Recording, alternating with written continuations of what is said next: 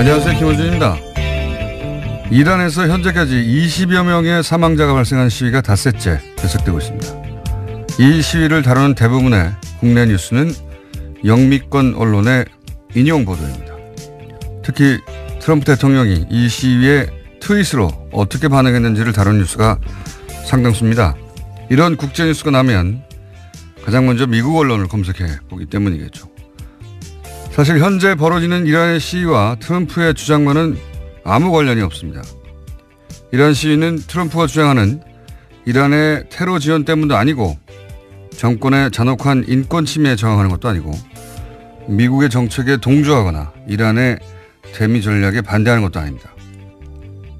여기서 트럼프를 언급한다면 트럼프가 자신이 주장했던 것과는 전혀 무관한 성격의 시위를 아전인수로 해석해 헛다리를 짚고 있다. 이런 뉴스가 나와야 하는 거죠. 그리고 실제 이란인들의 시각으로 이란의 내부 문제가 무엇인지 이야기하는 뉴스가 나와야 정상입니다. 지난 겨울에 우리 촛불 시위를 우리에게 묻지도 않고 트럼프 시각으로 트럼프의 트윗으로 해석해 보도한다면 그게 어떻게 제대로 된 뉴스겠습니까? 백악관의 시각, 미국 언론의 시각이 아니라 우리 시각으로 세계를 보자는 이야기 다시 한번 하지 않을 수 없습니다. 김어준 생각이었습니다.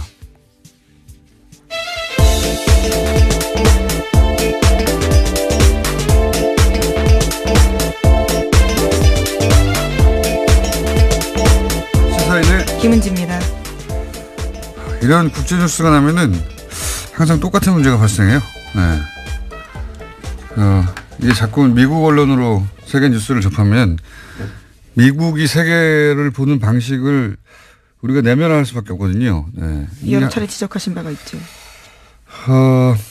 이 문제가 어떻게 넘어설 건지 문제의식을 우리 모두가 좀 가졌으면 하는데 미국이 뭐 워낙 슈퍼파워니까 미국 언론을 들여다보는 것까지는 뭐 당연히 해야 되는데 그 수준을 넘어서 이제 항상 미국 시각으로 세계 뉴스를 해석하는 이 관성 이거 바꿔야 되거든요. 더구나 트럼프 시대는 트럼프의 시각 자체가 대단히 왜곡되잖아요.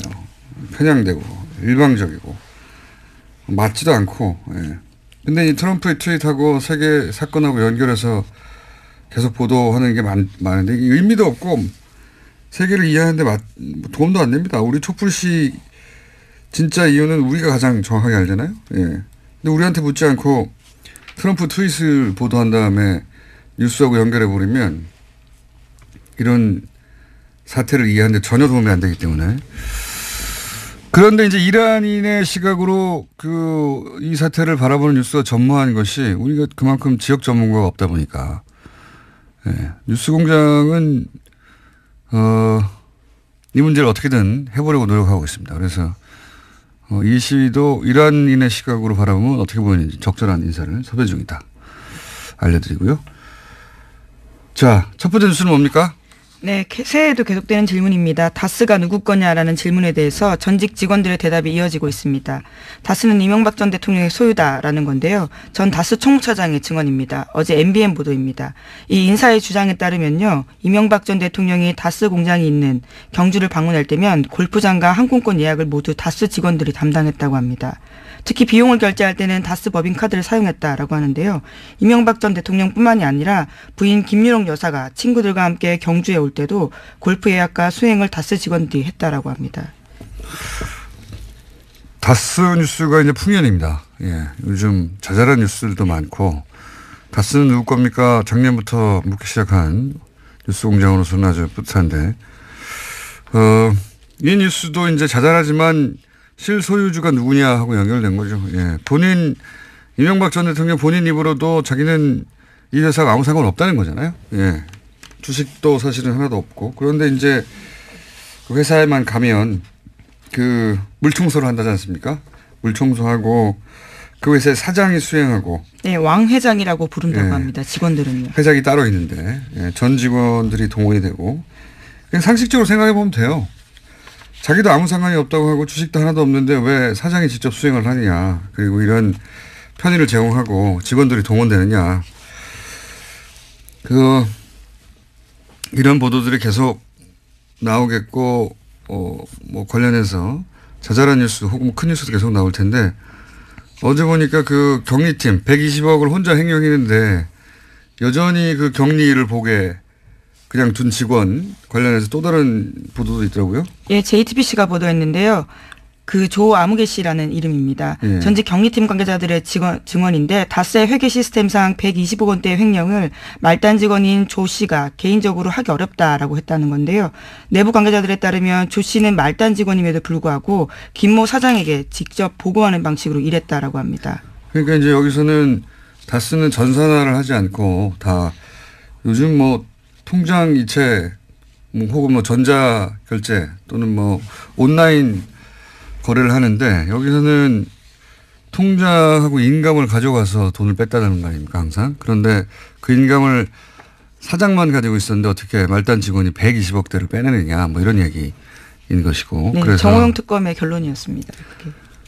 120억 횡령하고도 아무런 일 없이 다시 그 회사에서 똑같은 자금관리, 더군다나 자금관리하면서 120억 횡령했다는 거잖아요. 그런데 자금관리를 계속 맡긴 것도 세계 기업 경영사에 없는 일인데 그걸 혼자 할 수는 없다. 뭐 이거는 인감 노정을 가진 사장의 지시가 있어야 하는 거다. 네, 그러니까 다스 전현직 관계자 말에 따르면요. 최근에는 생산팀으로 옮겼다라고 합니다. 뭐 최근에는 이런 문제가 생기니까 또 옮겼겠죠. 네. 예.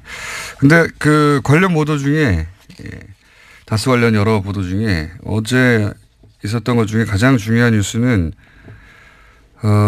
JTBC가 보도한 이명박 전 대통령의 처남 김재동 씨 사망 후에 상속세를 주식으로 물납한 거. 예. 이게 플랜 다스의 개를 출범시킨 그 물납이죠. 그걸 해설한 뉴스가 어제 나왔어요.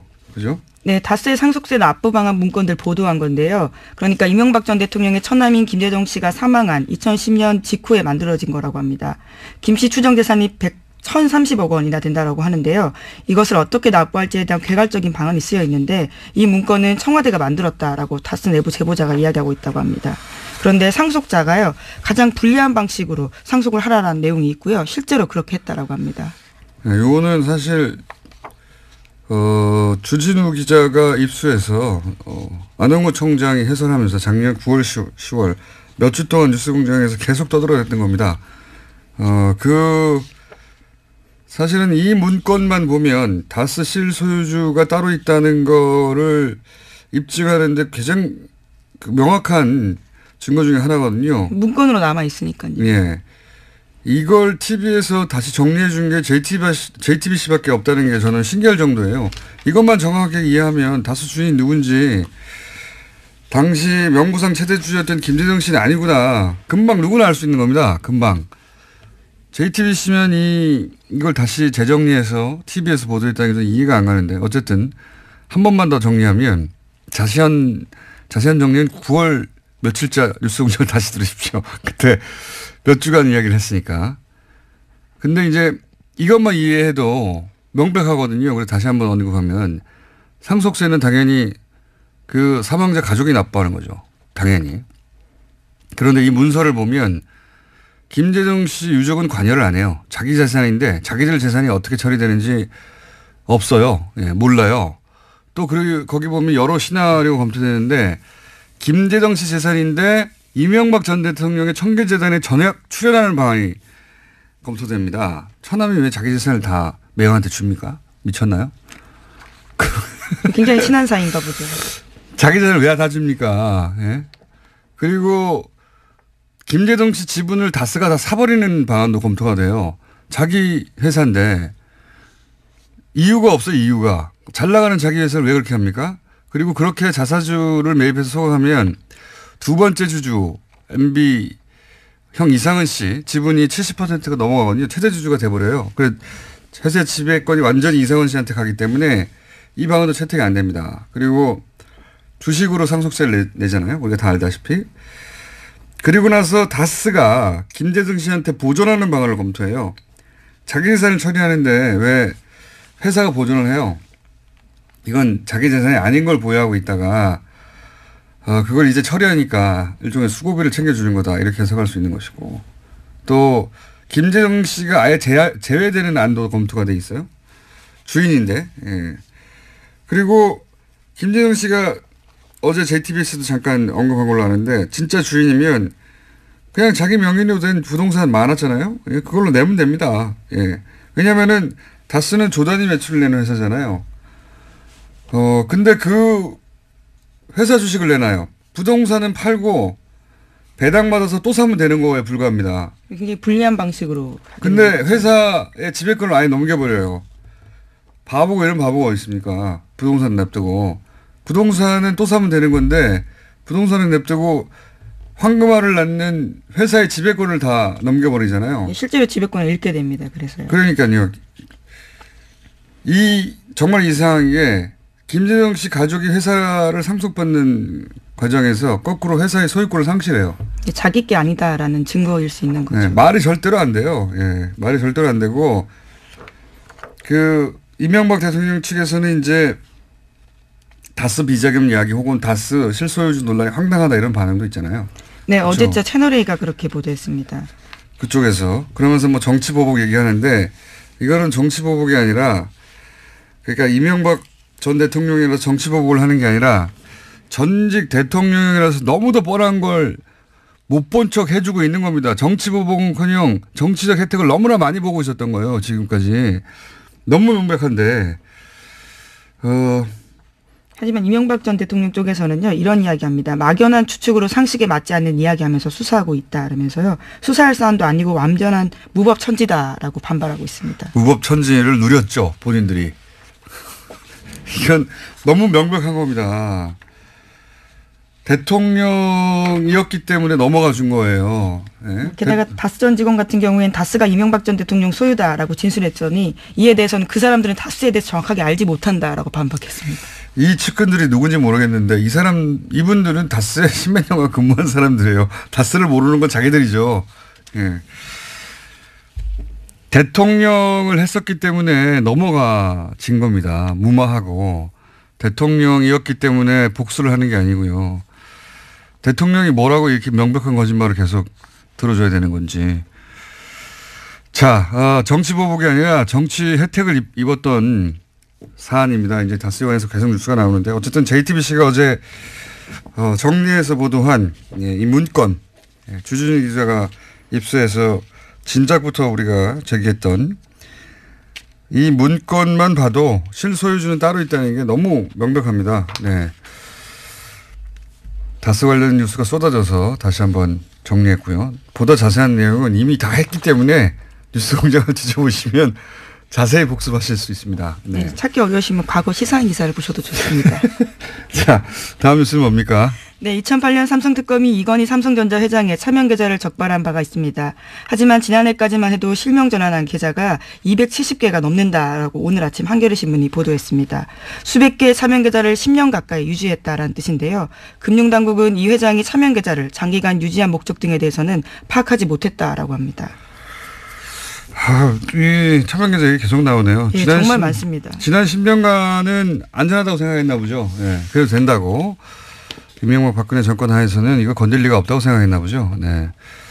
그래서 이 숫자도 너무 많이 나와요. 1100 몇 개, 뭐 또 추가로 200개 또 뭐 그렇죠. 몇십 개. 경찰청에서 파악한 것도 200여 개가 된다고 네. 하고요. 그리고 다 또 별건입니다. 이건 또 새로 차명 계좌를 실명 전환한 줄 알았더니 그중에 또 400 몇 개가 남아 있다가 작년에 정권 교체된 이후에 또 200개가 더 바뀌고 뭐 복잡합니다. 근데 이런 얘기를 볼 때마다 삼성 관련해서 그런 얘기가 있죠. 다른 재벌들은 법을 어떻게 피해갈지를 고민할 때 삼성은 자기들에게 유리한 법을 어떻게 만들지 모색을 한다고. 그게 그냥 말이 아닌 것 같아요. 예. 네, 뿐만 아니라요. 이 최근 공개된 이건희 회장의 또 다른 차명 증권계좌 200여 개 실명 전환됐다라는 게 있는데요. 이것도 지분 변동 공시 제대로 됐는지에 대한 의문도 제기된다라고 합니다. 한겨레신문이 관련된 포털을 찾아봤는데요. 관련 내용 없다라고 하거든요. 너무 복잡해서 한번 정리를 따로 해야 될 것 같아요. 숫자도 너무 많고 뭐가 어떻게 됐다는 건지 들으면 들을수록 좀 있으면 또 추가되니까요. 어쨌든 차명으로 비자금을 관리하던 게 다 해결된 줄 알았더니 지난 10년간 해결되기는커녕 다 밝혀지지도 않았고 계속해서 새로운 게 밝혀지고 그리고 그것도 실명 전환도 안 하고 있었다. 무슨 배짱이었냐 뭐 이런 뉴스입니다. 예. 밝혀나가야죠. 차근차근 다. 삼성이라고 해서 받을 수는 없는 거 아닙니까? 자, 다음 수는요? 네, 어제 통일부가 남북 고위급 회담을 오는 9일에 판문점에서 열자고 북한에 제안했습니다.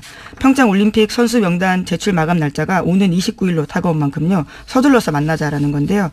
회담 참석자를 고위급으로 하자라는 제안도 덧붙였습니다. 이건 뭐 김정은 위원장이 제안을 먼저 했으니까 여기에 대해서 화답하는 건데 국가 반응이 나오긴 나오겠죠. 근데 이제 우리 애를 충분히 태운 후에 나오겠죠. 북한의 패턴이나 방식으로 보자면 바로 응답은 안 하겠죠. 예.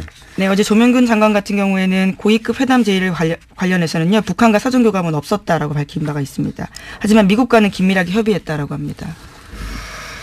알겠습니다. 뭐 응답이 있긴 있겠지만 금방 있지는 않을 것 같고요. 자, 다음 뉴스는요. 네, 해가 바뀌어도 여전히 박근혜 전 대통령은 법정에 나오지 않고 있습니다. 국선 변호인이 심지어 박근혜 전 대통령의 건강 상태를 확인해 달라고 재판부에 요청했는데요. 서울구치소에 병상조회 신청을 낸 겁니다. 국선 변호인단은 박근혜 전 대통령이 몸이 좋지 않다고 하는데요.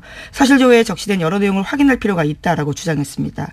그래서 법원이 이를 확인할 필요가 있다면서 신청을 받아들였습니다. 주로 관절염 쪽으로 호소하시더라고요. 발가락으로 시작해서 그다음에는 무릎 통증, 그다음에 허리 통증 이런 걸 자주 호소했던 걸로 기억하는데 발가락 무릎 통증 때문에 재판을 거부한다는 얘기는 제가 처음 들어봤습니다만 역시 전직 대통령이라서 어찌하지 못하고 지금 변호인단도 안 만난다는 거잖아요. 아무도 안 만나고 아마도 선고할 때도 안 나올 것 같아요. 그래서 본인은 그렇게 당했다라고 하는 그런 스탠스를 취하려고 하는 것 같습니다. 아프실 예정이라고 오래전부터 얘기했는데 계속 아프실 예정을 실행하고 계시고요. 다음 뉴스는 뭡니까? 네, 국방부의 군 사이버 댓글 사건 조사 TF가 있는데요. 여기서 2013년 당시 군 수뇌부가 군의 대선 개입 사건의 실체를 축소 은폐했다라는 의혹에 무게를 두고 조사를 벌이고 있다라고 합니다. 2013년만 하더라도 국방부 조사본부는 이태하 심리전단장의 개인적 일탈이다라고 밝힌 바가 있는데요. 당시에는 전현직 사령관 등 군 수뇌부의 정치 개입 없었다라고 밝힌 바가 있습니다. 하지만 이에 대한 재조사가 좀 무게를 싣고 진행되고 있다라고 합니다. 이건 저희가 2주 전쯤에 다룬 것 같은데 군이 군을 수사할 때 생기는 문제 압수수색을 하려고 했더니 압수수색을 못한다고 해서 거기 가서 검색으로 찾고 있다는 거 아니었습니까? 키워드 검색하고 있다는 거죠. 이 말도 안 되는 건데 사실은 키워드 검색에 안 걸리게 얼마든지 만들 수 있거든요. 문서를 간단히 암호화할 수도 있는 것이고 근데 그 압수수색을 못하게 하니까 그거 압수수색 영장이 있는데도 못하게 하니까 그래서 제대로 수사가 되겠는가. 네, 4주째 압수수색하고 있다라는 보도도 있었습니다. 말이 됩니까? 압수수색은 들어가서 바로 가져가면 되는데. 그렇죠. 굉장히 기습적으로 해야 되는 상황인데. 그리고 생각해보면 24시간 그 검색을 할지도 않을 거 아니에요. 퇴근한 다음에는 그 PC를 건드리면 누가 합니까? 프리징도 못 한다는 얘기인데. 게다가 전력이 있잖아요. 국방부에서는 초기에는 사이버 사령부 에서 댓글 단계 개인적 일탈이라고 했었거든요. 그때 국정원 대응하고 판박이죠. 국정원도 저 꼬리 자르기 했었습니다. 네, 개인적 일탈이라고 했었고 이게 말도 안 되는 게 매일 보고서를 작성해서 사인 받고 결제 받고 했다잖아요. 어떻게 개인적 일탈입니까 그게. 매일매일 보고했다는데. 네, 2013년 당시에도 조사하던 사람들은 이에 대해서 제대로 해보려고 했었는데 헌병 수사관이 질책받고 오히려 다른 팀으로 옮겨졌다라고 합니다. 그러니까 군이 이제 이 결과 발표를 일단 보긴 봐야 되겠습니다만 군이 수사해서 결과를 발표했는데 미흡하다. 처음부터 다시 해야 됩니다. 이건. 네. 특히 군의 정치개혁은 그 어떤 국가범죄보다 철저히 따져서 다시 이런 일이 없지 해야 되기 때문에 군이 그 역할을 스스로 못하면 그런 기회가 주어졌는데 다시 해야 된다고 봅니다. 저는 처음부터. 구태타가 별 게 아니에요. 예. 군이 정치에 개입하면 구태타인 거지. 자, TF의 결과를 기다려보겠습니다. 나오면 또 그때 이야기하는 것으로. 지금까지는 대단히 만족스럽지 않다. 예, 여태까지 나온 뉴스들을 종합해보면. 자, 우리 PD가 27분까지 해야지 된다고 좀 사인을 보내고 있는데. 네, 1분 남았습니다. 1분이 아니라 1분도 안 남았는데. 예. 주요한 뉴스 제목만 짚고 넘어가죠. 예. 네, 자유한국당 최경환 이우현 의원의 구속영장 실질심사가 오늘 열립니다. 두 사람 두 사람은요 각각 영장 청구 후 23일 또 8일 만에 열리게 되는데요. 회기 중에는 국회 동의 없이 체포 구금되지 않았기 때문에 드디어 열리게 되는 겁니다. 이정열 전 부산 방사님이 소환될 사건이 또 있네요. 영장이 기각될지 발부될지에 따라서. 그리고 또 어떤 뉴스가 있습니까? 네, 트럼프 대통령이 2018년 트위터로요 파키스탄을 공격했습니다. 이에 대한 비판이 있자요. 트윗에 대한 엄포로만 끝나지 않고 미국 국가안보위원회가 파키스탄에 대한 규모 2천억 원대 규모의 원조 계획을 보류한다라고 발표했습니다. 트럼프 대통령은 나중에 역사에 기록될 거예요. 예.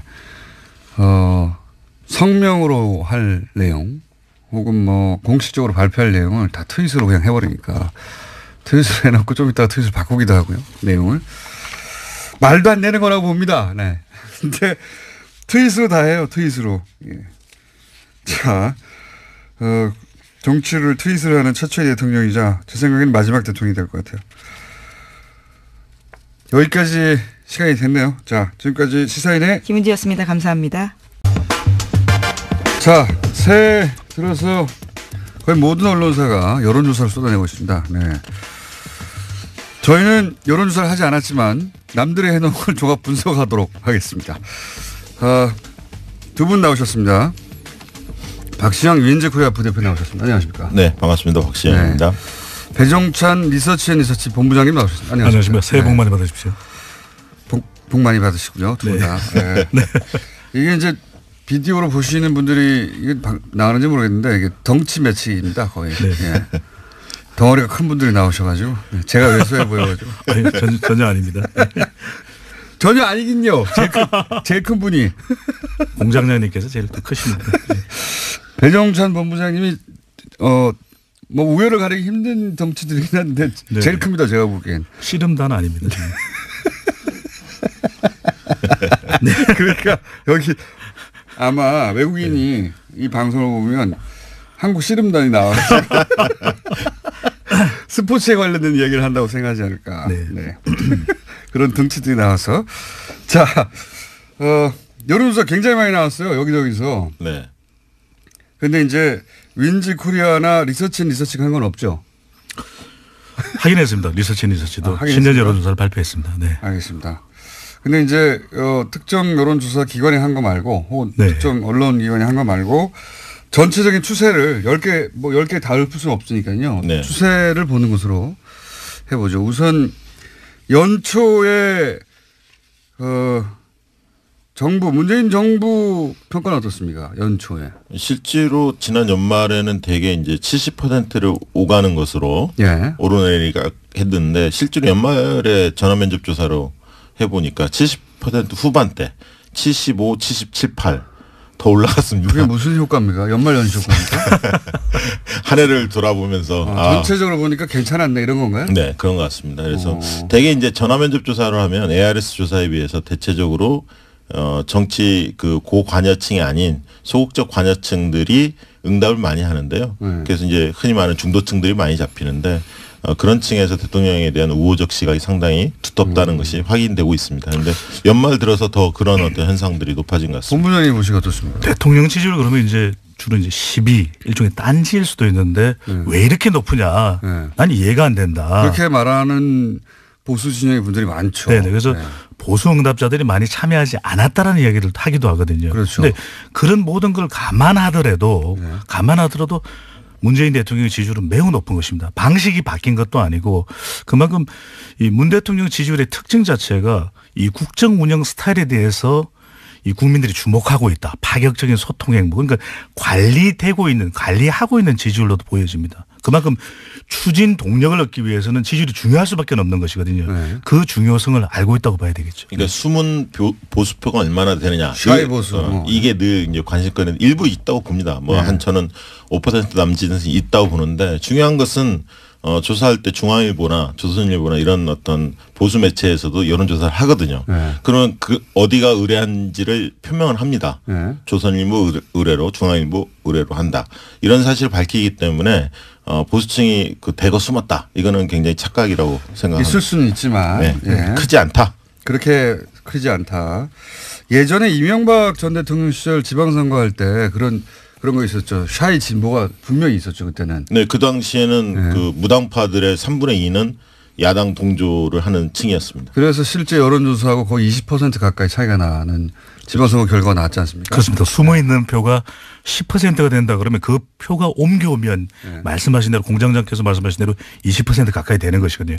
그만큼 숨은 표를 잃는 것이 또 중요할 수밖에 근데 없습니다. 당시에는 안심번호를 여론조사 기관들이 할 수 없었고 언론사나 그렇다 보니까 집 전화를 중심으로 했었습니다. 대개는. 그렇죠. 그리고 핸드폰 조사를 했지만 한계가 있었고요. 그러다 보니까 최근에 이제 안심번호가 그 선관위에서 제공하는 그때도 통신사에서 집 전화를 했었어요, 맞아요. 예, 그렇기 때문에 차이가 큰 거고요. 대표성이 없다라고 이야기를 하죠. 그러니까 2010년만 하더라도 집 전화로 하는 것이 아주 대표성이 있겠다라고 생각했는데 급속도로 이 휴대폰이 보급된 이 현상을 좀 반영하지 못했던 것이 2010년의 결과였죠. 예, 그렇기 때문에 최근 조사는 상당히 정확하다 이렇게 보시면 됩니다. 당시 여론조사 기관들 엄청나게 욕먹었죠. 저희는 맞췄습니다. 욕 먹었으니까 오래 사는 겁니까? 그 썰렁하게 네, 알겠습니다. 네. 폰구경을 할 수도 있습니다. 그래서 썰렁한 이정렬 판사님 계셨을 때 한 번 나오셨다면서요, 두 분이. 예. 예.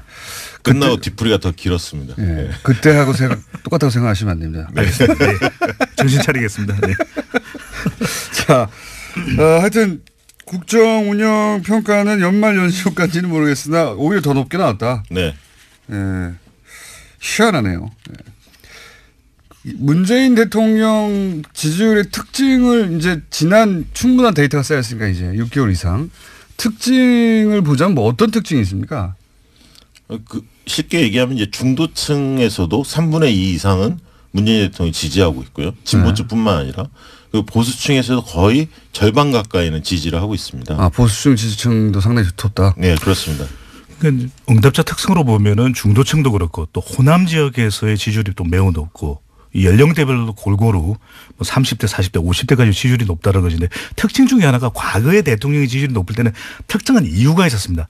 아, 이것 때문에 내가 지지한다. 근데 문재인 대통령의 특징은 국정 운영 스타일 이전에는 볼 수 없었던 이 소통을 하고 있고 또 많이 경청하고 있는 모습 때문에 특별한 이유가 없다 하더라도 물론 직전 정부, 직전 대통령은 많이 비교는 되겠지만 아 잘한다 이런 평가가 있는 것으로 저는 보여집니다. 제가 볼 때는 이상적인 리더 이미지와 지금 현재의 문재인 대통령의 이미지가 상당히 일치합니다. 조사를 해보면. 그래서 이제 그런 측면에서 국민들이 나름대로 높은 인기를 그 대통령이 부과하고 있는 것은 그만큼 어떤 리더가 우리 시대에 필요한가 이런 사람들의 마음속에 있는 상들이 있는데 그 상과 지금 문재인 대통령의 이미지가 상당히 중첩된다. 이것 하나 꼭 말씀드리고 싶은데 이 일반인들이 대통령의 전화를 받았을 때 굉장히 놀래거든요. 근데 그 감동도 굉장히 진할 수밖에 없는 것이 일본의 이 오부치 총리가 오부치 댕화 전화라고 해서 큰 감동을 불러일으켰는데 문재인 대통령이 직접 국민들에게 전화를 해서 소통하는 그런 모습들이 다른 통화가 되지 않았던 국민들조차도 감동을 받을 수밖에 없는 것이거든요. 깜짝 놀랄 수 있는 겁니다. 나 대통령입니다. 그러면 누가 대통령이라고 믿겠습니까? 아니 당신이 대통령이면 난 수상이야, 총리야. 이럴 수 있는데 그런 전화가 된다라는 것. 네. 알겠습니다. 배 본부장님의 유머 코드는 이해했고요. 네. 시도를 많이 해 주십시오. 그중에 터질 수도 있으니까. 알겠습니다. 어쨌든 특정 이슈 때문에 지지한다라기보다는 그 스타일 자체 또는 뭐 시대에 맞는 상을 가지고 있는 거군요. 그렇죠. 네. 그리고 추진하는 방향 자체에 대한 적절하다. 왜냐하면 적폐청산에 대한 공감도도 높지 않습니까? 실제로 해보면. 이러면 참 야당이 답답해지는 겁니다. 그렇죠. 예. 반면에 야당은 좀 죽을 쓰고 있고요. 예. 그러니까 이러면 특정 이슈를 공략한다든가 특정 인기 요인을 공략하면 되는데 참 곤란해지는 상황이고요. 자, 그럼 지방선거 얘기를 또 해보겠습니다. 올해 정치권에서 가장 중요한 이벤트는 지방선거고 결국 이 지방선거 결과에 따라서 이제 정계 개편이 일어날 수도 있고 뭐 굉장히 많은 변화가 있을 수도 있는데 격전지 보통 얘기하잖아요. 네. 근데 현재까지 발표된 여론조사 뭐 6개월 남긴 했습니다만 현재 기준으로는 격전지가 안 보여요. 그러니까 지금 뭐 제주나 몇 군데는 조사 결과가 나오진 않았는데 대략 흐름 보면 17개 광역단체 중에서 자유한국당이 앞서는 지역은 경북 지역 하나만 있는 것 같습니다. 현재적으로 보면. 물론 이게 이제 선거가 다가올수록 바뀌겠죠. 당연히. 네. 그 특징으로 보면 결국 이제 보수의 몰락 첫 번째. 두 번째는 현역들의 고전. 이 두 가지로 압축할 수 있을 것 현역들의 같습니다. 고전이요. 예. 현역이 이렇게 높게 안 나옵니까? 예, 박원순 시장을 제외하고는 상당히 현역들이 고전하는 것으로 상당 지역들 충청권을 빼고요. 영남이나 호남 등등에 박원순 시장을 제외하고는 그렇습니까? 네. 네. 예를 들면 인천, 경기 유정복 그다음에 남경필 다 고전하고 있고요. 부산의 서병수 고전하고 있고 울산의 김기현도 만만치 않은 상황인 것 같고요. 대구의 권영진도 그렇고요. 광주로 가면 또 윤장현 등등이 다 좀 고전하고 있는 것으로. 그렇습니까? 예. 전통적으로 보면 이제 현역 단체장의 현직 효과도 있는 반면에 피로감도 크거든요. 그러니까 뭐 단체장을 좀 바꿔보자 이런 심리가 또 많이 작동을 하고 있기는 한데 선거에서 지금 일종의 기울어진 운동장 여당에게 상당히 유리한 구도가 쏟아져 나온 신년 여론조사에 나타난 이유는 선거에 결정적인 영향을 미치는 게 세 가지입니다. 하나는 이제 지지율, 대통령과 정당의 지지율, 또 구도, 그다음에 후보인데 여기서 대통령의 지지율도 상당히 높거든요. 후광 효과가 나타나고 있고 또 정당 지지율도 더불어민주당이 거의 단독 질주를 하고 있고 근데 구도인데 지금 뚜렷한 구도가 보이지는 않거든요. 2010년에 무상급식, 2014년에 세월호 사고, 국민안전. 근데 또 곰곰이 따져보면 지난해에 이은 구도가 계속 연결되고 있거든요. 탄핵 국면 구도. 그다음에 적폐청산 전선. 예, 야당으로서는 수를 써보기가 굉장히 힘든 후보 경쟁력만으로 버텨야 되는데 마땅한 또 인물이 없다라는 것이 야당의 큰 고민이 되는 것이죠. 그렇죠. 그러니까 지금 고민은 그 지점입니다. 그러니까 심판론이 통하지 않을 것 같다 이런 거죠. 정권 심판론. 예, 그런데 항상 견제로는 일정 정도 먹힌 측면이 있습니다. 과거의 지방선거 특정 정당이 독식하는 구조에 대해서 국민들이 약간 거부감을 갖는 게 있거든요. 보통 그렇죠. 예. 네, 견제 심리가. 그래서 그러면 야당이 지금 국면에서 어떻게 활로를 찾을까? 저는 뭐 심판론보다는 실제로 읍소론, 동정론, 견제론. 우리도 좀 살려달라. 네, 제발 싹쓸이만 막아달라. 이런 그거 거 의외로 통합니다. 의외로 통합니다. 그리고 네. 선거 실제로 한 달 사이에 뒤엎어진 경우가 많거든요. 2012년 총선도 그렇고 16년 총선도 마찬가지로. 이루 말할 수 없이 많은 사례가 있죠. 예, 막판에 뒤집어지는 거. 그리고 1대1 구도로 만들려고 굉장히 노력을 할 겁니다. 일부 지역에서 자유한국당과 통합되는 정당 간에 후보 단일화를 한다든가 이런 식으로 해서 뭔가 막판 뒤집기를 시도할 것으로 보여지는데 그러나 지금 흐름으로 본다면 상당히 역부족이다. 저는 그렇게 보여집니다. 왜냐하면 대통령의 초강세 지지 속에서 집권 1년 만에 치러지는 선거거든요. 이번 선거가. 그렇기 때문에 딱 1년만 되는 거죠. 그렇죠. 6월이면. 그렇기 때문에 야당에서 여러 가지 노력은 하겠습니다만 여당에서 실수를 하지 않나. 물론 이제 방심하면 이 반드시 반격이 올 수 있습니다. 방심하거나 오만하면 되치기를 당하지만 그런 것들이 없이 잘 관리만 한다면 이번 지방선거는 상당히 여당한테 유리한 선거다. 그렇게 보여집니다. 그래서 뭐 자유한국당을 비롯해서 이제 야당에서는 무당성 비율이 상당히 높지 않느냐. 그러니까 이들이 지난 이전에 지방선거에서 봤던 숨은 표다.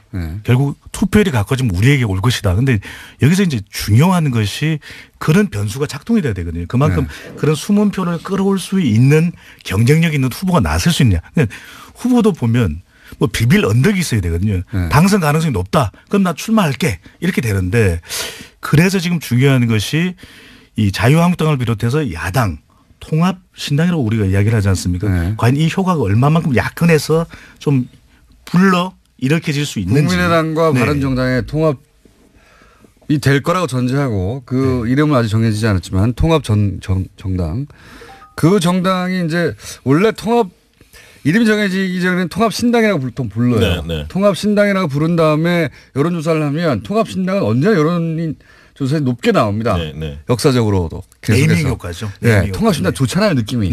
통합도 되고 새로운 거야. 그리고 상처 없이 온전히 통합되는 느낌도 들고요. 네. 그렇긴 한데 그래서 이제 온전한 여론조사 결과라고 볼 수는 없긴 하나 뭐 이름도 정해야 할 것이고 그 사이에 이제 떨어져 나가는 사람들도 나오고 뭐 이러면서 상처를 입고 주저앉게 되는 게 보통의 이제 신당의 모습이긴 한데 그걸 감안하고서 이 새로운 당이 이 판세에 미칠 영향은 뭘까요? 실제로 우리 그 사회에서 3지대 정당 사이 3지대 시장은 분명히 존재합니다. 그러니까 20% 내외에는 분명히 시장이 있습니다. 지난번 안철수 대표가 21%를 했고요. 총선 때도 국민의당이 26%인가요? 7% 네. 정당 득표를 했었죠. 그 정도는 있다 이거죠. 예, 그 정도는 늘 있는 거고요. 그런 측면에서 지금 통합신당이 15에서 20% 선에서 정당 지지율, 가상 지지율인데요. 기록하는 거는 가능할 수도 저는 있다고 봅니다. 캠페인 효과가 극대화된다면. 다만 이게 이제 상처 없이 가야 하는 거고, 아까 그 국민의당과 통합하는 과정에서 많은 분이 떨어져 나간다든가, 바른정당에서 뭐 남경필 지사나 등등 주요 인사들이 이탈을 했을 경우에는 그렇게까지 시너지 효과는 없는데, 다만 좀 주목해서 봐야 할 지점은 이게 왜 좀 시너지가 있느냐. 그 자유한국당이 그야말로 대안으로 못 써 있기 때문에 그런 거죠. 그리고 두 번째는 유승민이라는 상당히 보수에서 매력적인 카드가 아직은 상처를 덜 받았습니다. 안철수 대표는 굉장히 상처를 많이 받아서 비호감도가 굉장히 높은 반면에 유승민 대표가 살아있는 거죠. 비호감도가 높게 나옵니까 요즘? 안철수 대표 굉장히 높습니다. 여론조사. 예, 그래서 실제로 서울시장 지금 여론조사 해보면 유승민 대표가 안철수 대표보다 훨씬 높은 것을 확인할 수 있습니다. 몇몇 조사에 드러났는데요. 예, 그렇습니다. 말을 갑자기 끝내셔가지고. 우리가 지금 효과가 있느냐 효과가 없느냐. 공장장께서 말씀하셨던 대로 신당이라고 하는 이름은 일단 주목을 받게 되는 효과가 나타나는 거죠. 통합신당 이름이 항상. 그러니까요. 예. 또 이것이 이 폭우냐 가랑비냐. 네. 폭우면은 아주 영향력이 클 텐데 그렇지 않더라도 가랑비 정도만 돼도 우리가 가랑비에 옷 젖는다 그러지 않습니까? 네. 그러니까 이 효과는 분명히 나타나는 것이 적어도 선택지를 줄여주는 것이거든요. 바른정당과 이 국민의당이 통합되면서 선택지가 3개 정도로 정리가 되는 셈입니다. 네. 더불어민주당, 자유한국당 그리고 통합신당. 정의당도 있습니다만. 네, 물론 정의당도 있어요. 정의당의 파괴력을 결코 무시해서는 안 되는 것이고요. 근데 여기서 그렇게 되는 경우에 여론조사 결과에서 보여지는 것은 자유한국당하고 상당히 경쟁하는 정도의 수준은 올라선다라는 것이거든요. 그러니까 더불어민주당의 위협적인 존재는 안 되겠지만 내년 지방선거에 적어도 광역단체장에 뭐 큰 영향을 주지는 못하겠지만 기초단체장도 있거든요. 후보에 훨씬 더 주목하게 되는 것이 기초단체장. 강역의원 선거 정도에는 영향을 줄 수 있다. 이런 또 분석도 가능해요. 그러니까 이 선거에 있어서 지방선거는 총선과 조금 다른 특성이 있습니다. 뭐냐면 우리 편을 그냥 무조건적으로 지지하는 게 아닙니다. 그러니까 같은 갑이면 우리 편을 지지하지만 능력에 대한 차이가 있으면 잘할 사람을 뽑는 선거가 지방선거입니다. 그래서 인물 요인이 상당히 큰 선거예요. 역대 다 그랬습니다. 특히나 젊은 층일수록 무조건적인 지지가 아니라 조건부 지지를 보내고 있습니다. 근데 오히려 장년층, 노년층들은 무조건적인 지지를 합니다. 그러니까 번호 보고 투표하는. 그렇죠. 예. 거기는 정당 요인이 큰 거고요. 장년층은 예. 젊은 층은 인물 요인을 높게 보고 있습니다. 그런 점을 감안했을 때 여당이 그 낙관을 할 수는 없는데 다만 이런 점은 있습니다. 문재인 정부의 중간 평가로 지방선거를 지금 몰고 가고 있거든요. 야당도 그렇고 언론도 그렇게 몰고 가고 있는데 중간 그것은 이게 너무 짧지 않습니까? 그러니까 중간 평가로 몰고 가면 몰고 갈수록 야당이 늪에 빠지게 돼 있습니다. 대통령 선거로 가면 이 부분이 하나 대통령 지지율이 너무 높기 때문에. 그렇습니다. 두 번째는 개헌 정국이 있다는 겁니다. 물론 개헌이 그 지방선거 동시투표가 안 될 가능성이 높습니다만 이 과정에서 지방 분권에 대한 어떤 국민들의 공감대가 상당히 커지다 보면 개헌 지방 분권을 강화하지 않은 개헌에 대해서 반대하고 있는 자유한국당 이 부분들이 지방선거에 나서는 기초단체장이나 광역단체장 자유한국당 후보들로서는 굉장히 곤혹스러운 대목입니다. 때문에 이 분권을 그 전면에 내세워서 이 개헌 드라이브가 걸렸을 때 자유한국당이나 바른정당 이런 분들이 굉장히 고전할 가능성이 있다는 거죠. 보수 야당이 그러면 살 수 있는 방법은 아까 말씀하신 읍소 네. 한 번만 살려줘. 이거 말고. 그리고 여권의 어떤 오만과 이런 어떤 방심 속에서의 어떤 뭐 자중질환이 당내 경선에서 뭐 파열음이 난다든가. 건방진 태도를 보인다든가. 네. 예상을 뛰어넘는 공천도 중요한 또 변수가 될 수 있을 것으로 보여지거든요. 왜냐하면 우리가 광역단체장만 주목을 하는데 기초단체장의 경우에는 우리가 잘 모르고 있지만 또 기초단체장에서 얼마만큼 당선시키느냐 강역의원 또 정당 투표도 있고 교육감 선거도 있거든요. 그러니까 이런 데서 아예 예상하지 못했던 그런 인물들을 등장시킬 경우에 그런 부분도 선거에서 중요한 변수가 될 수 있는 부분이거든요. 네. 네. 그리고 하나 말씀을 더 드리면 이 지방의원들도 굉장히 중요합니다. 그러니까 기초의원, 광역의원을 우리가 뽑지 않습니까? 광역단체장, 기초단체장을 뽑듯이. 왜 중요하냐면 지난번 성남시 사례를 보면 기초의원들 중에서 자유한국당 출신 의원들이 반대를 해서 복지에 관련된 그렇죠. 획기적인 맞습니다. 정책들이 예. 시도 자체가 안 되는 거예요. 시장만 뭐 바뀌면 다 바뀔 줄 아는데 네, 그리고 거기서 다 통과돼야 되니까요. 그렇죠. 앞으로 이제 자치분권이 시의회를. 강화되면 강화될수록 지방의회의 위상과 권한이 커집니다. 그래서 우리가 광역단체장만 잘 뽑을 게 아니라 지방의원에 대해서 신경을 써야 한다는 거죠. 국민의당과 바른당 통합 요 자체만 놓고 보자면 국민의당과 바른당이 어떻게든 통합은 될 거라고 보시죠, 두 분 다. 우여곡절이 있어 보이는데 그건 이제 왜냐하면 지지층을 보더라도 완전히 일치하지는 않거든요. 중요한 것이 우리가 얼마만큼 효과가 있느냐가 두 당의 이 구성원들이 통합되는 거 중요해요. 지지층들이 통합이 돼야 됩니다. 그렇죠. 여기서 이제 그렇죠. 시너지 효과가 나타나야 되는데 네. 그러기 위해서는 통합 과정이 매우 중요하다는 거죠. 아주 순조롭고 또 갈등을 봉합해가면서 통합하는 모습을 보여줬는데 이것을 얼마만큼이나 잘할지가 이제 관건인 것이죠. 순조로울 리는 없다고 봅니다. 네. 저는. 예. 근데 이게 잘 보셔야 할 게 지금 통합 반대파하고 통합 추진파가 있는데 어쨌든 통합이라는 프레임 속에서는 당연히 통합파가 우위를 점하고 있고 통합은 단어가 좋잖아요. 네. 그 네. 두 번째는 뭐냐면 누가 새로움을 주고 있느냐는 겁니다. 네. 그러니까 통합 반대파가 새로움을 주지 못하고 있어요. 지금 잘 보시면. 네. 그래서 늘 사람들은 어떻게 가나 지금의 형태로서는 국민의당이나 바른정당이 지방선거에서 살아남기 힘들고 총선이나 대선에서 전망이 없다. 이게 이제 일반적인 국민들의 인식입니다. 그런 인식 속에서 뭔가 탈출구를 마련해야 하는데 반대파는 별다른 대안을 내놓지 못하고 있고 통합파는 어떻게든 뭐 새로운 탈출구를 향해서 뭔가 몸부림을 치고 있다는 거죠. 그런 측면에서 새로움이라는 그런 자산, 이미지를 좀 통합파가 틀어지고 있는 게 아닌가. 그런데 선거에서 중요한 게 보면은 지방선거를 보더라도 결국에는 이게 이 국민들을 위한 또 지역 주민들을 위한 이 공약이 사라져 버리거든요. 잘 모르게 되거든요. 우리 또 뉴스공장 메시지가 분명하지 않습니까? 우리의 정체성. 그런데 대개의 경우에는 지금 보면은 각 갑자기 정당 훅 들어오시네요. 네네. 제가 이게 들어갈 땐 들어갑니다. 근데 나올 땐 나오고 잘 안 나와서 그렇죠. 근데 해보면 이 메시지가 분명해야 되는데 이태리에서 지방선거에서 돌풍을 일으켰었던 정당이 오성운동 정당이에요. 네네. 분명합니다. 우리 유명하죠. 공기를 맑게 하겠다. 네. 인터넷을 무한정 사용하게 만들겠다. 네네. 또는 우리는 뭐 이념을 어떤 걸 지향한다. 이게 명쾌하게 이 정당의 정책 메시지가 전달되니까 오히려 돌풍을 일으켰었거든요. 근데 지금 저는 좀 더 이 관심을 기울여야 되는 부분이 야권에서는 보다 명확한 정책 메시지를 좀 내놓을 필요가 있을 걸로 보입니다. 야권은 지금까지는 이제 적폐청산 이제 그만해라 하고 그다음에 전통의 그 레퍼토리 북한 네. 이거 두 개 외에는 나오는 게 없어요. 그죠? 그러니까요. 우리가 보면은 메시지는 명쾌하고 선점을 하는 것이 중요하거든요. 네. 2010년 지방선거에서 보면 당시에 이 야당에서는 무상급식을 내걸었지 않습니까? 네. 그런데 우리가 잘 모르고 있었던 것이 당시 오세훈 시장은 유기농 무상급식을 내걸었어요. 그런데 무상급식 이미 선점하고 있는 시대에 뭐를 갖다 붙여도 그것이 주는 파급 효과는 제한적이거든요. 네, 네. 그러니까 가령 적폐청산으로 나오면 우리는 어떤 강한 메시지를 대안으로 들고 나와야 되는데 그렇지 못한 것이 지금 이 정당의 어떤 돌파구를 마련하지 못하는 것입니다. 근데 이게 잘 보셔야 돼요. 그 주장도 중요하지만 누가 이야기하느냐가 굉장히 중요하거든요. 중요하죠. 예. 메신저에 대한 신뢰도가 중요한데 홍준표 대표가 아무리 떠든들 좋은 얘기 한들 그거를 신뢰할 수 있는 국민이 얼마나 되겠습니까? 마찬가지로 안철수 대표도 지금 그런 부분에서 상당히 위기가 있는 홍준표 거예요. 대표인데 영남권에서는 또 일부 지역이죠. 근데 지금 네. 부산 경남도 흔들리지 않습니까? 실제로 본다면. 메시지는 공장장님께서 이야기를 하셔야 될 것 같아요. 공장장을 자유한국당으로? 아니 그거는 자유입니다만은 자유한국당이니까. 제가 출마할까요? 입당해가지고 예.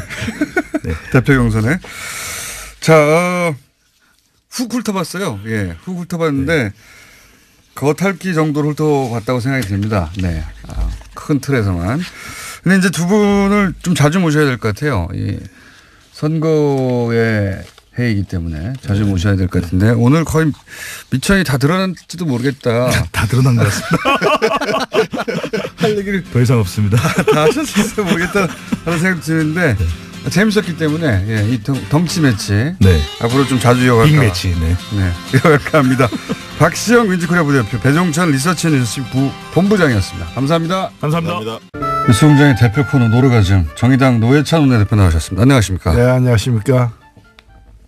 요즘 대한민국은 희한한 야당이 있어요. 야당을 제대로 안 해봤으니까 지금 저기는 야당이 뭐 해야 될지 모르는 거야 지금. 구 의원님, 예, 이제는 더 이상은 안 됩니다. 대한민국에 희한한 야당이 있어요. 나 요즘 자, 이게 그 토론을 계속 하다 정의당이 보면 야당이 아니에요 이제. 그러니까 탄핵당했지 이 사람은. 지금 검색어를 점령하고 있는 여러 이름들. 어제 밤에 JTBC의 토론회, 신년 토론회가 있었죠? 예. 거기 나가셨더라고요. 뉴스공장이 이제 제일 싫어하는 게 전날 밤에 저희 패널들이 바로 거기 나가가지고 이빨을 다 털고 오는 겁니다. 예. 뉴스공장을 홍보하기 위해서 밤에 잠깐 나갔습니다. 그럼 나가셔서 뉴스공장 얘기하셨어야죠. 예. 어제 제가 낮에 그 청와대 신년하러에 갔는데 예. 거기서 그 인사 많이 들었어요. 김어준의 뉴스공장 잘 듣고 있습니다. 당연한 건 전 국민이 듣고 있으니까. 공영방송임이 확인되는. 청와대 뵐 수 있습니까? 들어야지. 자, 근데 어제 가만히 매치업을 생각해 보면 썰전과 뉴스공장의 패널 양쪽에 나와가지고 믹스 매치업을 했어요. 그죠? 예, 그렇게 됐네요. 예, 보면 그렇게 됐습니다. 요 멘트 어제 이제 보신 분들도 있겠지만 못 보신 분들을 위해서 요 멘트는 어떻게 나온 건지. 예. 최근에 그 벌어진 아랍에미리트와의 어떤 모종의 스캔들이 있는 게 아니냐, 국가적인 마찰이 있는 게 아니냐라는 그 자유한국당 의혹 제기에 대해서 기본적으로 그 관련자들이 거의 다 전 정권 사람들이기 때문에 사실을 알고 싶으면은 그럼 이명박 대통령한테 물어봐라. 귀하 쪽 사람 아니냐, 집안어른 아니냐. 집안어른 아니냐. 근데 그리고 또 실제 실무를 담당했던 사람 중에 그 자유한국당 현역 의원도 있어요. 그래서 그런 사람한테 물어보면 누구보다도 더 잘 알 수 있는 일을 괜히 이제 뭐 정부에 떼쓰고 또 아랍에미리트에 가니 안 가니 그러면서 또 가지도 않아요. 뭐 안 만나주니까. 조사단 파견하겠다고 해놓고 가지도 않고. 그래서 그랬더니 이제 왜 정의당은 뭐 정부로부터 정부가 정의당에게 정보를 흘려줬다는 거예요. 제가 어제 낮에 그 청와대 신년하러에 가서 정의용 안보실장, 국가안보실장에게 물었어요. 근데 얘기해 줄 수 없다. 딱 끊어서 답을 하더라고요. 한명도 정부수석한테도 물었어요. 전혀 사실 아니다. 낭설이다. 딱 잡아떼더라고요. 그러니까 정부로부터는 어떠한 답도 얻을 수 없는 상황인데 마치 정의당이 뒷거래로다가 청와대로부터 말을 들은 것처럼 얘기해서 아니 자기가 공부 안 해가지고 시험 성적 나쁜 걸 가지고 왜 딴 사람들은 시험 문제를 선생님이 가르쳐줬다. 이렇게 모함하느냐는 거죠. 그래서 제가 순간적으로 사실 굉장히 참은 겁니다. 뭐 거칠게 표현해서 죄송한데 많이 참았다는 말씀도 드립니다. 그런데 이제 그러니까 당했지까지만 하면 되는데 이 사람만 했다고 해가지고 왜 반말하냐 이런 얘기도 없잖아 있긴 하다고. 뭐 그런 방송 중에 그렇게 들렸다면 제가 미안하고요. 근데 김성태 원내대표 사람으로 보고 있다는 얘기죠. 사람으로 보고 제가 잘 아는 분이고 이 사람아 이렇게 했다는 얘기죠. 칭찬이네요. 근데 김성태 원내대표가 원래 그 한국노총 출신이고. 제가 그래서 잘 아시죠? 20년 전부터 가깝습니다. 뭐 그래서 이제 뭐 사석에서 하듯이 얘기를 해서 미안하긴 한데요. 그때 20년 전 김성태 원내대표는 어떤 분이셨습니까? 굉장히 그 총기 있고, 그리고 할 말 다 하는 나름대로 그 다크호스였죠. 전형적인 그 운동권하고는 좀 결이 다르지만. 운동권 출신 전혀 아니고요. 그런 거와 무관하게 그냥 이제 좀 뭐라 그럴까 정의파. 그런데 속했기 때문에 저는 그래서 계속해서 김성태 원내대표 만날 때마다 과거에 정의파였다. 과거에는 정의파였다. 원래 출발이 그걸 상기시켜드리고 있습니다. 하여튼 김성태 원내대표와 노회찬 원내대표는 원래 아주 잘 알던 노동운동할 때 지금은 이제 뭐 서로 입장 완전히 달리하고 있지만 그런 사이여서 또 이런 표현이 나왔던 것이기도 합니다. 하여튼 이 토론회가 굉장히 화제예요. 지금까지도 계속 검색에 오르는 걸 보면 못 보신 분들은 다시 보기로 봐도 좋을 만큼 재밌었던 토론회였던 걸로 제가 알고 있습니다. 근데 이제 손석희 대표는 사장은 워낙 이 토론회 할 때 일정 정도 이제 과열되거나 또 시간을 잡아먹으면 자제를 시키잖아요. 예. 네. 저 같으면 계속 싸우겠을 텐데 그냥. 그리고 너무 멀어요 보니까 거리가 서로를 휘두르면 닿을 수 있는 자리로 이렇게 응? 삿대질도 가능하고 그랬어야 되는 건데 안타깝다 하는 생각도 들고요. 저희가 한번 이 내부를 모셔가지고 예, 난타전을 벌일 수 있도록 한번 꾸며보겠습니다. 한 명 더 부르시죠. 누구까지 손석희.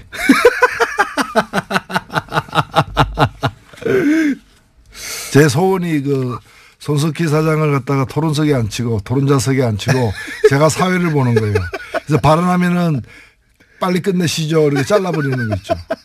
그래서 평생 소원인데 아직 못 해보고 있습니다. 저하고 손석희 사장님하고 토론을 시키시고 사회를 봐주시면 재밌을 것 같네요. 아, 그것도 괜찮겠네. 근데 토론이 되겠습니까? 토론이 잘 안 되겠죠. 예. 토론 안 되겠지만 레슬링을 하면 뭐. 제가 말하는 거는 계속 그냥 두고 예. 손석희 사장님 말만 하면 끊어주세요. 아, 그래야죠. 제가 뭐. 뉴스공장 소속인데.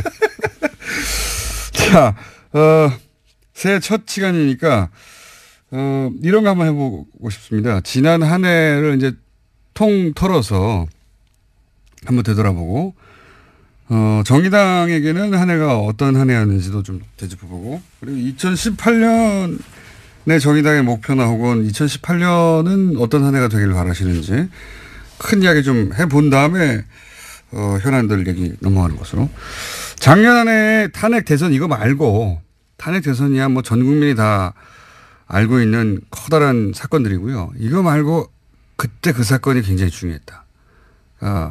개인적인 차원에서든 뭐 정당의 차원에서든 상관없습니다. 어느 날 뉴스를 보다가 저 멘트를 듣고 뭐 시대가 드디어 바뀌는구나라고 느꼈다든지 개인적인 변곡점 요때가 중요했어.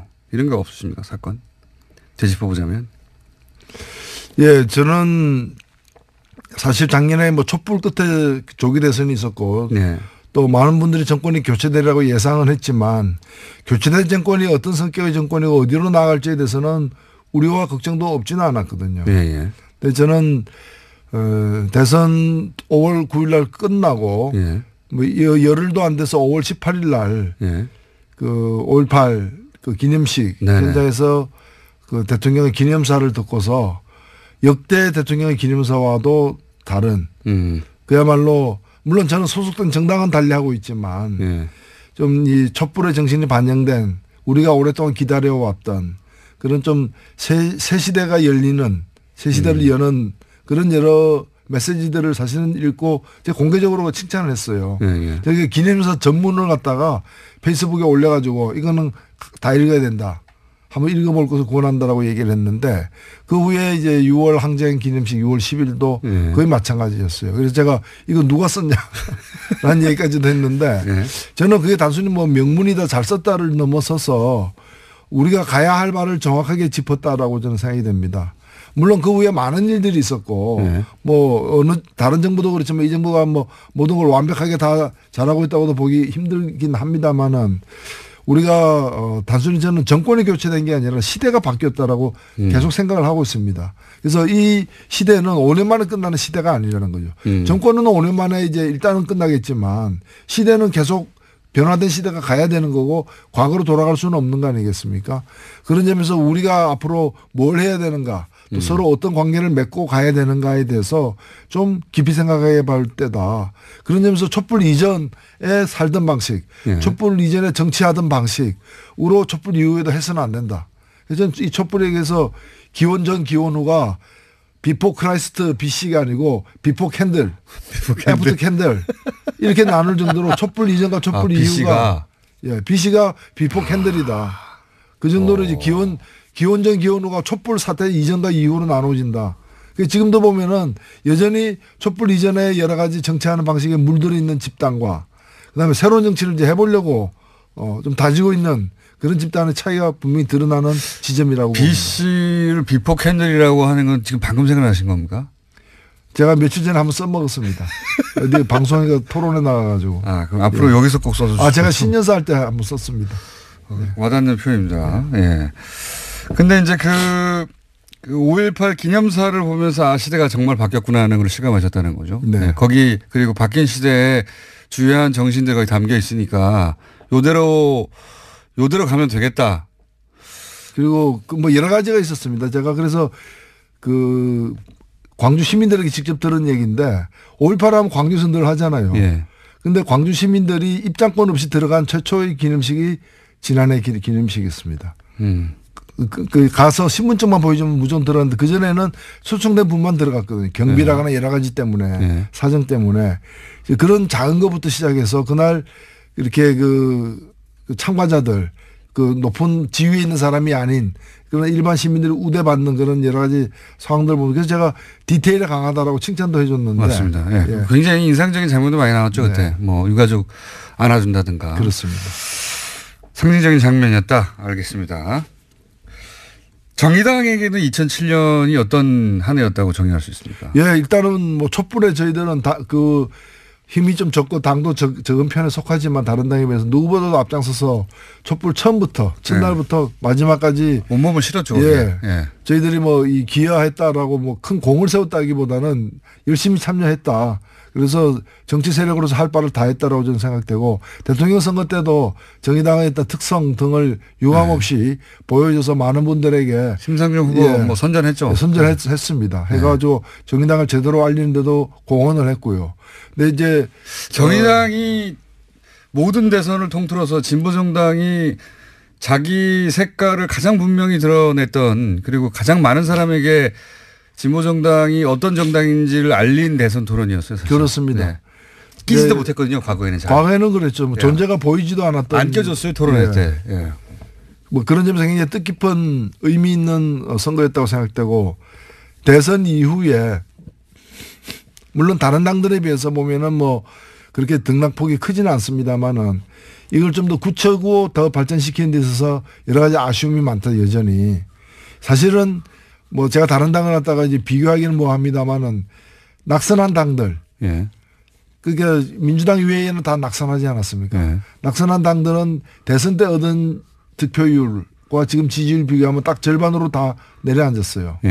근데 정의당만큼은 절반까지는 아닌 약간만 이렇게 약간만. 빠진 상황인데 그러나 이런 걸 비교해 가지고 정의당은 덜 빠졌다 해 가지고 그냥 자위하고 있을 때는 아니라고 저는 생각되고 오히려 정의당이 왜 더 못 나갔는가 예. 그런 점에서 대선 이후 국면에서 자기 상품 저래서 정의당이 있구나 저걸 관철시키기 위해서도 정의당을 좀 밀어줘야 되겠다 이런 자기 상품을 갖다가 좀 확실하게 못 내놓고 있는 2018년에 그걸 반드시 내놔야 된다 생각하고 정의당에는 노회찬 심상정 노회찬 두 분의 존재감이 워낙 커서 그게 장점이기도 하지만 그게 한계이기도 하다 이런 얘기도 많이 하지 않습니까? 많이 하죠. 예. 그거는 정의당의 당원들이 다른 어느 당의 당원보다도 열심히 사실 뛰고 있고요. 그게 뭐 개개인이 이렇게 드러나지 않아서 그렇지. 이번에 그 정당 후원금 모은 거 보십시오. 그게 다 당원들이 발로 뛰어서 만들어낸 거거든요. 예. 정당 후원금 1위라고 제가 들었는데. 예. 그래서 뭐 돈을 갖다가 제일 많이 모은 만큼 국민의 마음도 많이 모아가는데 좀 앞장서겠다 이런 뜻입니다. 알겠습니다. 혹시 정의당만의 2018년 지방선거 목표 비밀인데 살짝 공개할 수 있는 거 있습니까 혹시? 비밀이 아니거나 아예? 예, 저는 뭐 정의당이 아직은 뭐 저희가 후보 같은 게 확정되지 않는 상황입니다만은 그래도 지금은 정의당의 지지율이라거나 국민적인 어떤 지지도라거나 여러 가지 볼 때 17개 광역단체장 중에서 광역시도 단체장 중에서 그래도 최소한 한 석 이상은 좀 확보해야 되는 거 아니냐. 그래야 이른바 새 시대가 제대로 이렇게 어딜 노리십니까? 서울시장이요? 뭐 호시탐탐 노리고 있습니다. 대표님 혹시 직접 나가시는 거 아닙니까? 예, 아직까지는 계획이 없으세요? 예, 그렇습니다. 예. 하지만 어떻게 될지 모르는 거죠? 그건 뭐 저희 당에서 아직 그런 인선 라인업을 하지 않았기 때문에 모든 것은 열려 있습니다만은 저야 뭐 경상남도에 있으니까 서울시장 얘기하지 마세요. 경상도 남도 그러면 지사나 거기 훌륭한 분들 많습니다. 훌륭한 분들 많지만 만약에 본인한테 18개 시도지사 광역단체장 중에 한 군데를 골라서 출마를 하면 어디가 탐나세요? 일단 저는 뭐 이왕 그렇다면은 두 군데 달라고 얘기할 것이고요. 정의당에게. 예. 본인이 한 군데만 찍어서 마음대로 할 수 있다면 예. 서울시장이요? 저도 그 수사도 많이 받아봤고 예. 신문도 많이 받아봤습니다. 웬만해서 잘 안 넘어갑니다. 전망을 어떻게 보시겠어요? 전망. 이제 홍준표 대표는 6개 정도. 예. 부산, 대구, 울산, 경북, 인천, 경남. 지금 현재 이제 자유한국당이 지자체장을 하고 있는 곳이죠. 예. 이곳은 지켜내겠다. 그런데 지금 현재 여론조사 상으로는 그렇게 녹록지 않은 상황인데 자유한국당 입장에게 어떻게 전망하십니까? 자유한국당이 탄핵까지 불러일으킨 사태에 대해서 제대로 사과하지 않고 그다음에 개헌이라거나 여러 가지 주요 사안에 대해서 이렇게 선거법 개정이라거나 완고한 태도를 견지하고 있는 건 뭔가 하면은 옛날에 다시 한 번이거든요. 네. 좀 지금은 힘들지만은 세상이 좀 변하게 돼 있으니까 언젠가는 과거의 영화 북위로 돌아갈 수 있다. 그 시절로 돌아갈 수 있다. 그런 제가 볼 때는 착각을 하고 있어요. 네. 저는 시계추는 왔던 자리로 다시 반복해서 돌아가지만은 이번 이 정치의 시계추는 과거로 돌아갈 수 없다. 과거를 만들어냈던 그 자유한국당이 여당 아니면 제1야당으로서 떵떵거리던 그 시절 양강 중에 한쪽 축으로서 떵떵거리는 그 시절은 이미 강물에 흘러서 저 바다로 떠내려간 거고 다시 그 물은 오지 않는다는 거.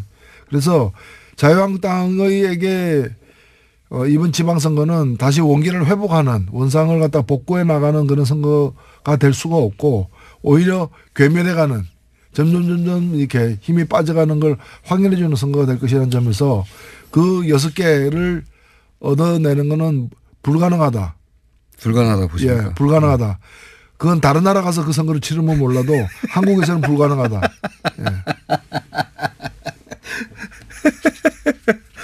그러면 지금 그 보수 성향을 띠는 정당 중에 남은 것은 바른정당과 사실상 바른정당밖에 없는데 국민의당이 이제 바른정당과 합당을 한다고 하니까요. 네. 그리고 합당은 그 소위 이제 반대파들이 떨어져 나갈 지언정 합당은 되겠죠? 그렇게 전망하시죠? 예, 무슨 소란, 잡음, 소음 이런 게 이제 이어지겠지만은 결국에는 뭐 우격다짐으로도 될 겁니다. 그리고 이런 과정에 대해서 선관위나 어떤 법원이 이게 하나하나 이게 논리적으로 과학적으로 안 따지거든요. 네. 정당은 정당에서 해결하라. 그러니까요. 예, 보통 사법부는 이런 데 안 끼려고 하죠. 그렇죠. 예. 그래서 아마 이제 그 주류 세력들이 이제 추동하는 방향으로 되긴 될 가능성이 높다 이래 보입니다. 그러면 그렇게 해서 탄생하게 될 정당 이름은 이제 아마도 이제 그 국민의당으로 이름이 합쳐지거나 바른정당 이름이 합쳐지지 않고 뭐 전혀 다른 제3당 이름. 그렇죠. 새로운 이름으로 되죠. 새로운 이름으로 창당하겠죠 아마도. 예. 그러면서 합칠 텐데 그 새롭게 창당되는 당의 지방선거에서 파괴력은 어떻게 전망하십니까? 별로 없으리라 보여져요. 왜냐하면 몇 가지 징후들이 있는데 일단은 두 당이 통합했을 때의 지지율이 2달 전보다는 많이 낮아진 상태고 지금으로서는 단순 두 당의 지지율 합산보다는 약간 높게 나오긴 하지만은 그리 크지는 않는 것이기 때문에 그 자체로서의 파괴력은 덜하고 그다음에 이제 선거기 때문에 아무래도 당에 대한 지지율을 넘어서서 후보가 갖는 어떤 파괴력도 되게 중요한데 지방선거는 특히 그렇죠. 그 당의 지지율을 획기적으로 뛰어넘을 어떤 후보들을 어느 정도 보유하고 있는가에 대해서는 지금 뭐 새로운 카드가 나올 수도 있지만 현재의 재고 상태를 이제 점검해 보면은 그렇게 뭐 별 수가 없지 않겠는가 보이고 무엇보다도 선거이기 때문에 물론 이제 지방선거에는 이제 광역 의원, 기초의원의 정당 투표가 있기는 합니다. 그러나 주로 이제 광역단체장이나 기초단체장의 당선자 수를 가지고 또 비교도 하기 때문에 1등이 아니고서 괜찮은 2등. 예를 들면은 성적 나쁜 2등이 성적 안 좋은 3등이었는데 통합해가지고 성적 좋은 2등이 됐다. 이건 1등은 아니잖아요. 선거에서는 의미가 없죠. 의미가 없죠. 그렇기 때문에 지방선거의 어떤 결과에 매달리는 것은 별로 이렇게 소득이 없을 것이다 이렇게 보여집니다.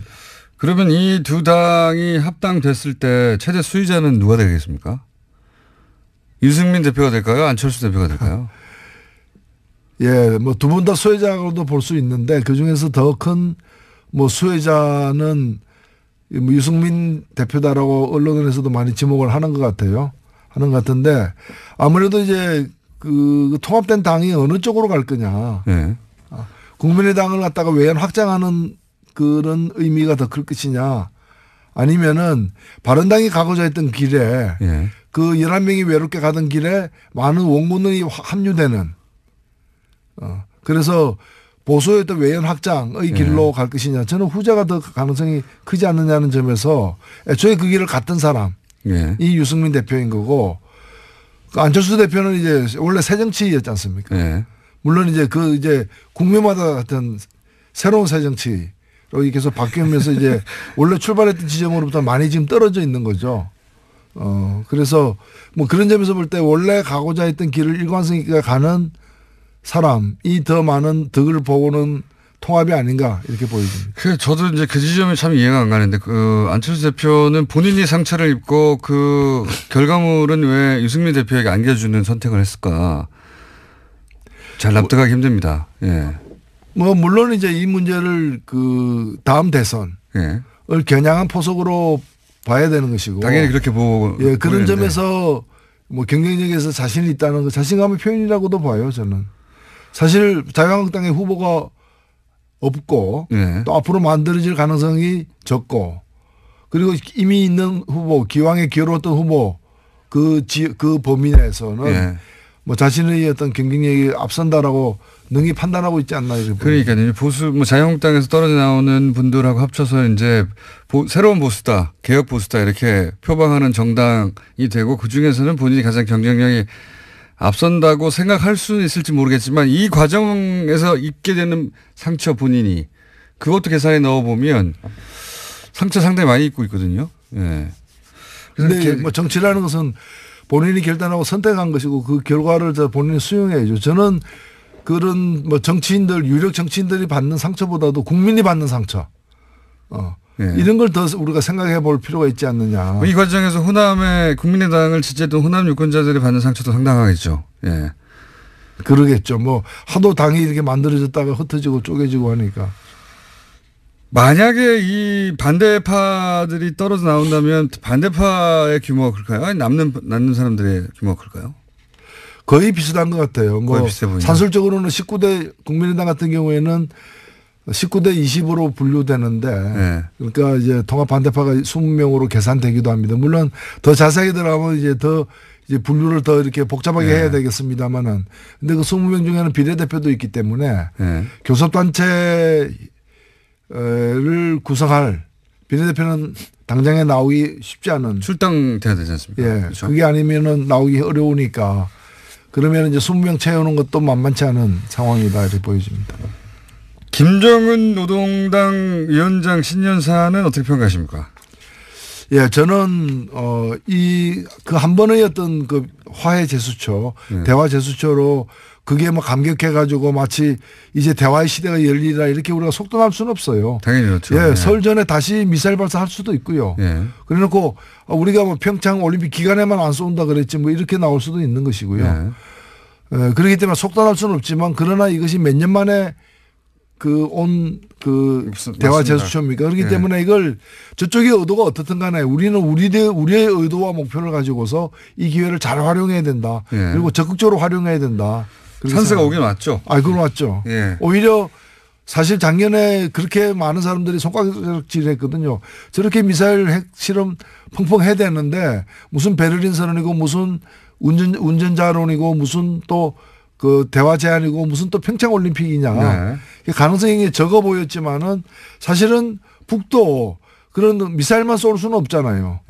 그리고 자기들도 미사일의 어떤 그런 핵 증강의 어떤 대가로 뭔가를 또 챙기려고도 할 수밖에 없는 것이 그리고 올 수밖에 없는 일이 좀 더 빠르게 그리고 좀 더 담대하게 제시되었다 이렇게 좀 극적으로 왔죠. 1월 1일부터 이렇게 직접 김정은 발로 이런 제안이 공식적으로 올지는 사실 공개적인 거니까 모두가 그리고 저쪽의 국가 수반이 직접 이렇게 그러니까요. 올림픽 문제까지 거론하면서 얘기한 것은 하겠다는 거죠. 처음이죠. 게다가 양복 입고 넥타이 매고 서방 언론에게는 그게 굉장히 인상적이었던 것 같아요. 그러니까요. 직접 얘기하고 실무자들이 뭐 예를 들어서 과거 같은 경우는 실무 접촉을 해서 이야기를 좀 맞춘 다음에 마지막에 이제 이 양쪽 정상이 뭐 멘트를 낸다든가 하는데 이번에는 제안을 직접 해버린 거 아닙니까? 공개적으로. 그렇죠. 예, 굉장히 과감한 방식입니다, 사실. 자, 주요한 사안들만 훅 짚었는데 다 지나갔어요. 올 한 해 뉴스공장 청취자들에게 노회찬 원내대표의 다짐 이런 거 한번 촌스럽 좀 해볼까요? 예. 예. 뉴스 공장이 촛불 공장이 되는 그날까지. 촛불 공장. 예. 이 한 번 던지겠습니다. 아니, 촛불 다 지나갔는데 뉴스 공장이 왜 다시 촛불 공장이 돼야 됩니까? 세상을 밝히려면은 예. 더 많은 촛불이 필요합니다. 마음의 촛불은 꺼질 수가 없습니다. 납득이 되진 않습니다만은. 받아들이도록 하겠습니다. 자, 오늘 여기까지 하겠습니다. 정의당 노회찬 원내대표였습니다. 감사합니다. 네, 고맙습니다. 불친절한 AS. 오늘 2부에서 두 여론조사 전문가의 덩치 매치 있었죠. 덩어리 매치. 사진 보시면 아십니다. 왜 제가 그렇게 부르는지. 대단한 덩치 두 분이 들어오셔가지고 저를 왜소하게 만들었는데 아마 페이스북에도 저희 뉴스공장 페이스북에도 올라가 있을 거예요. 사진을 같이 찍었는데 저보고 앞에 나서라고 해서 제가 좀 크게 보입니다만 실물은 두 분이 훨씬 장대합니다. 이 코너 저희가 매주는 아니더라도 고정 코너화 해볼 생각입니다. 저희가 기획 중이고요. 그리고 아직도 하와이를 안 보내주는 TBS 사장님에 대한 비난의 문자들이 많이 있네요. 사장님 비난 문자 많이 있습니다. 그리고 이제 한 가지 저희가 감사 인사드려야 할 것이 저희 TBS 사무실로 배달된 그림이 하나 있는데 동화 작가를 지망하시는 은비님이 이렇게 그림 그려서 보내주시는 분들이 가끔 있는데 그중에서 가장 고퀄리티에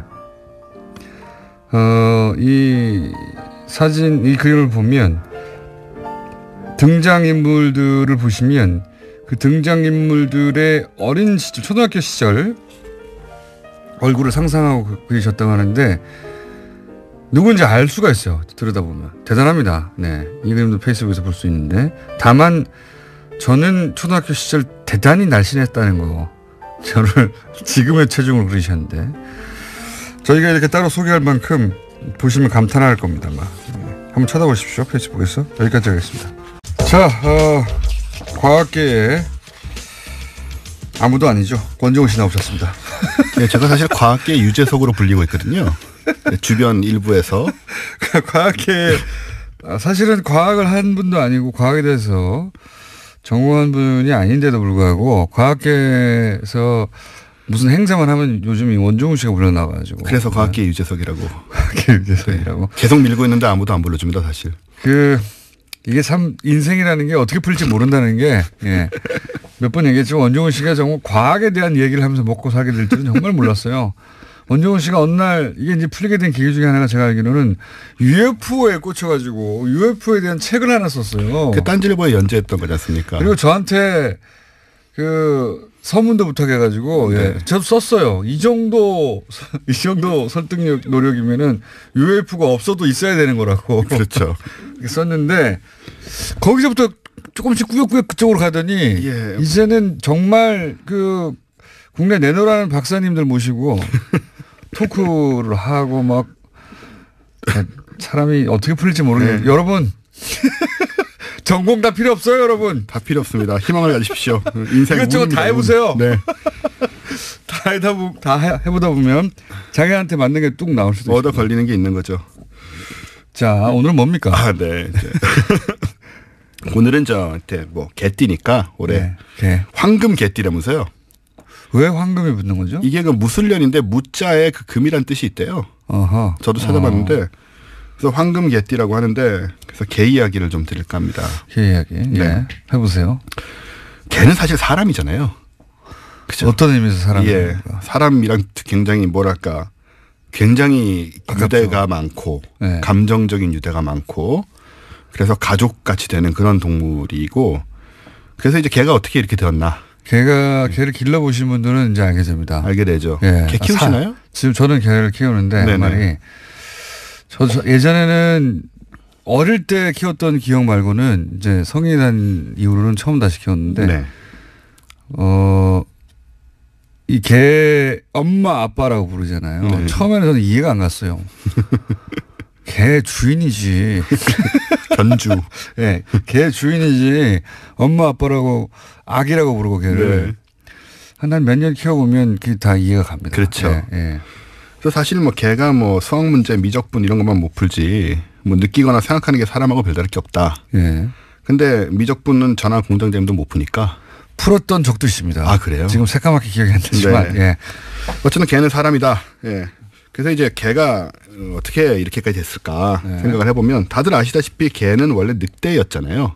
옛날에. 그렇게 하니까 그런 줄 아는 거죠. 뭐. 네. 예. 늑대는 되게 사나운 동물인데 예. 왜 이렇게 됐냐고 생각을 해보면 늑대는 굉장히 큽니다. 아주 크죠. 늑대를 개의 크기가 비슷하다고 생각하실 수 있는데 실제 늑대는요. 그 성인 키를 넘어가는 어마어마한 크기예요. 네. 만나면 죽겠구나 하는 생각이 드는 정도로 큽니다. 늑대는. 근데 얘네 그렇게 사납고 큰 네. 이제 포식자인 맞습니다. 늑대가 이렇게 된 그 배경에는 원래 이제 늑대가 포유동물 중에 가장 사회적인 동물이었다. 네. 일단 알려져 있잖아요. 예. 사냥할 때 이제 작전을 짭니다. 얘네들은. 그렇죠. 다큐멘터리 같은 거 보면 대단하죠. 그냥 서로 돕는 정도가 아니고 네. 작전을 짜가지고 이제 한꺼번에 합심을 해가지고 역할 분담도 확실하고요. 그렇습니다. 일단 머리도 좋고 그리고 서로 간에 그렇게 평생 해로하고 동반자가 돼주고 네. 서로의 새끼를 보살피고 아무튼 사회성이 굉장히 강해요. 예. 그러니까 이런 부분이 이제 결국 지금 걔가 가지고 있는 뭐 헌신이나 뭐 애정이나 사회성 이런 걸로 이제 연결이 된 거라고 볼 수가 있는데 걔가 그리고 굉장히 오래됐죠. 인간하고 같이 지낸 지. 최근까지만 해도 한 1만 2천 년 전 정도라고 생각을 했었어요. 네. 길어야 1만 5천 년이다. 예. 근데 최근에 2000년 넘어서 예. 3만 년이 넘은 개 두개골들이 이제 발견이 됩니다. 사람하고 같이 있었던. 사람하고 같이 썩었던 건 아닌데 이제 늑대의 머리가 아닌 개의 머리 형태로 아하. 이미 좀 변해 있는 그게 벨기에하고 시베리아에서 발견이 됐어요. 예. 그래서 더 오래된 게 아니냐. 3만 년 이전에 이미 개가 예, 그랬을 수 늑대로부터 분리돼서 그렇죠. 개가 된 게 아니냐. 예, 그런 얘기가 나오고 있죠. 제가 개와 관련해서 읽은 책 중에 가장 그 설득력 있었던 그 이야기가 뭐였냐면 사람이 개를 선택해서 네. 가축화 혹은 뭐 애완동물화 하였다라고 우리는 인간 중심으로 생각하는데 그 시절로 돌아가 보면 뭐 10,000년 전이든 30,000년 전이든 당시만 하더라도 이 개를 예를 들어 늑대의 새끼를 사람이 기르면 당연히 가축화하거나 사람하고 친근해질 거라는 것을 알고서 우리가 데려온 게 아니다. 네. 그러니까 사람 중심으로 생각하는 게 그런 거다. 그게 아니라 개가 사람이 버린 그러니까 늑대 중에 일부가 사람이 버린 음식을 먹으면서 인간 주변에 있으면 이롭구나 생각해서 인간 주변에서 그러니까 늑대가 선택했다는 거죠. 예, 사실 그런 얘기가 있고요. 인간과 같이 살기를 선택했다는 설. 예, 맞습니다. 늑대가 와가지고, 그러니까 사실 사나운 늑대를 뭐 사람이 이렇게 해가지고 뭐 애완동물 하기도 어려운 거고, 늑대가 와가지고 사람 주변에 좀 그중에 순한 애들이 이제 쓰레기도 먹고 음식 남은 것도 먹고 하다가 순한 애들이 동화가 되면서 그 순한 애들의 자손들은 또 순하게 또 태어나니까 그러니까 점점 순해졌다. 늑대가 선택한 거지. 예. 사람이 늑대를 선택해서 저 동물은 우리가 인간의 동반자가 될 것이야 하고 알고서 가축한 것이 아니다. 예. 뭐 그랬겠어요. 그 당시 사람들이 그게 그렇게 될 거라고 어떻게 알았겠어요. 몰랐겠죠. 예. 그리고 그런 여유가 없었다 그 시절에는. 그렇습니다. 예. 얘는 일단 무서운 또 포식자인데. 그리고 이제 재밌는 얘기가 뭐냐면 개가 없었다면 지금 우리의 현생 인류도 없었다는 이야기가 또 있어요. 어떤 의미에서? 이건 무슨 얘기냐면 고생물학자이자 인류학자인 팻 시포먼이라는 사람이 쓴 책에 나오는데 우리 직계 조상이 이제 크로마뇽인 아니겠습니까? 이 크로마뇽인들이 네안데르탈인을 멸종하고 유일한 인간종으로 이제 지구에 살게 되죠. 근데 생각해 보면 네안데르탈인이 키도 크고 뼈도 두껍고 힘도 세고 그렇다고 하더라고요. 심지어 이 뇌 용량도 컸습니다. 머리가 크다고 꼭 머리가 좋은 건 아닙니다. 예, 그 여러 가지 신뢰가 있긴 합니다만은. 예. 근데 원종호 씨가 머리가 굉장히 좋아야 되잖아요, 그러면. 그럼 공론장님도 마찬가지죠. 이 네안데르탈인을 어떻게 이겼을까 크로마뇽인이 개를 키웠기 때문이다라는 주장을 했어요. 개가 사냥도 잘하고. 그렇죠. 왜냐하면 이 개가 이제 싸움을 하면은 네안데르탈인한테 크로마뇽이 지는데 개가 사냥도 하고 싸움도 하고 이제 크로마뇽이를 도와서 그랬다. 융성시켰기 때문에 그런 네안데르탈인을 멸망했다. 그런 설까지 있어서 이게 사실이라면 우리가 개의 도움을 받아서 이제 지구의 인류가 이제 유일한 인류가 된 거다. 그 설이죠, 뭐. 설이죠. 나름대로 근데 뭐 학설인 거죠. 네. 그리고 아까 말씀드린 그 1만 2천 년 전에 옛날에 발견된 그 개화석. 예. 이거는 이제 사람하고 같이 발견된 건데 예. 그때 이 사람이 강아지를 쓰다듬은 채 죽어 있어요. 같이 껴안고 죽었나 보네요. 예, 그러니까 이미 이때부터 굉장히 사람하고 개하고는 지금과 다름없는 유대 관계가 이미 형성되었었다. 그거는 뭐 이미 그 가축화한 개 같은 경우에는 주인 혹은 뭐 동반자를 뭐랄까 따르는 정도가 다른 동물하고는 다르니까요. 그렇죠. 정말로. 예. 개는 사람을 정말 사랑하잖아요. 예. 사랑하는 거 느껴지시죠? 그런 것 같아요. 예. 그냥 본능적으로 사랑하는 것 같아요, 사람을. 자기한테 필요한 걸 다 주니까요. 근데 필요한 걸 안 주는 주인도 따르니까요. 네, 감성이 메말르셨군요. 그 왜 외국 가시면은 소위 말하는 노숙자들 옆에 이제 개 같이 강아지가 있죠. 큰 개도 있어요. 예, 같이 잡니다. 예, 도망 안 가고. 예, 그게 이제 난방 역할도 하고요. 그다음에 난방 역할도 하고 그리고 또 동종 사는데도 유리하고 거리에 도움이 되죠. 예, 그리고 이제 실제 그 자기 보호도 되고요. 그렇죠. 개가 여러 용도로 외국의 그 노숙자들은 거의 많은 경우에 개를 옆에 껴안고 있습니다. 확실히 근데 그런 의도를 알면서도 개를 옆에 데리고 있으면 좀 좋게 보여지는 한편으로는 불쌍하기도 하지만 개가 개한테만 먹을 주고 가는 수도 있습니다. 네, 근데 이제 궁금한 건 뭐냐면 개는 왜 이렇게 종류가 많으냐? 근데 개는 사실 한 종이거든요.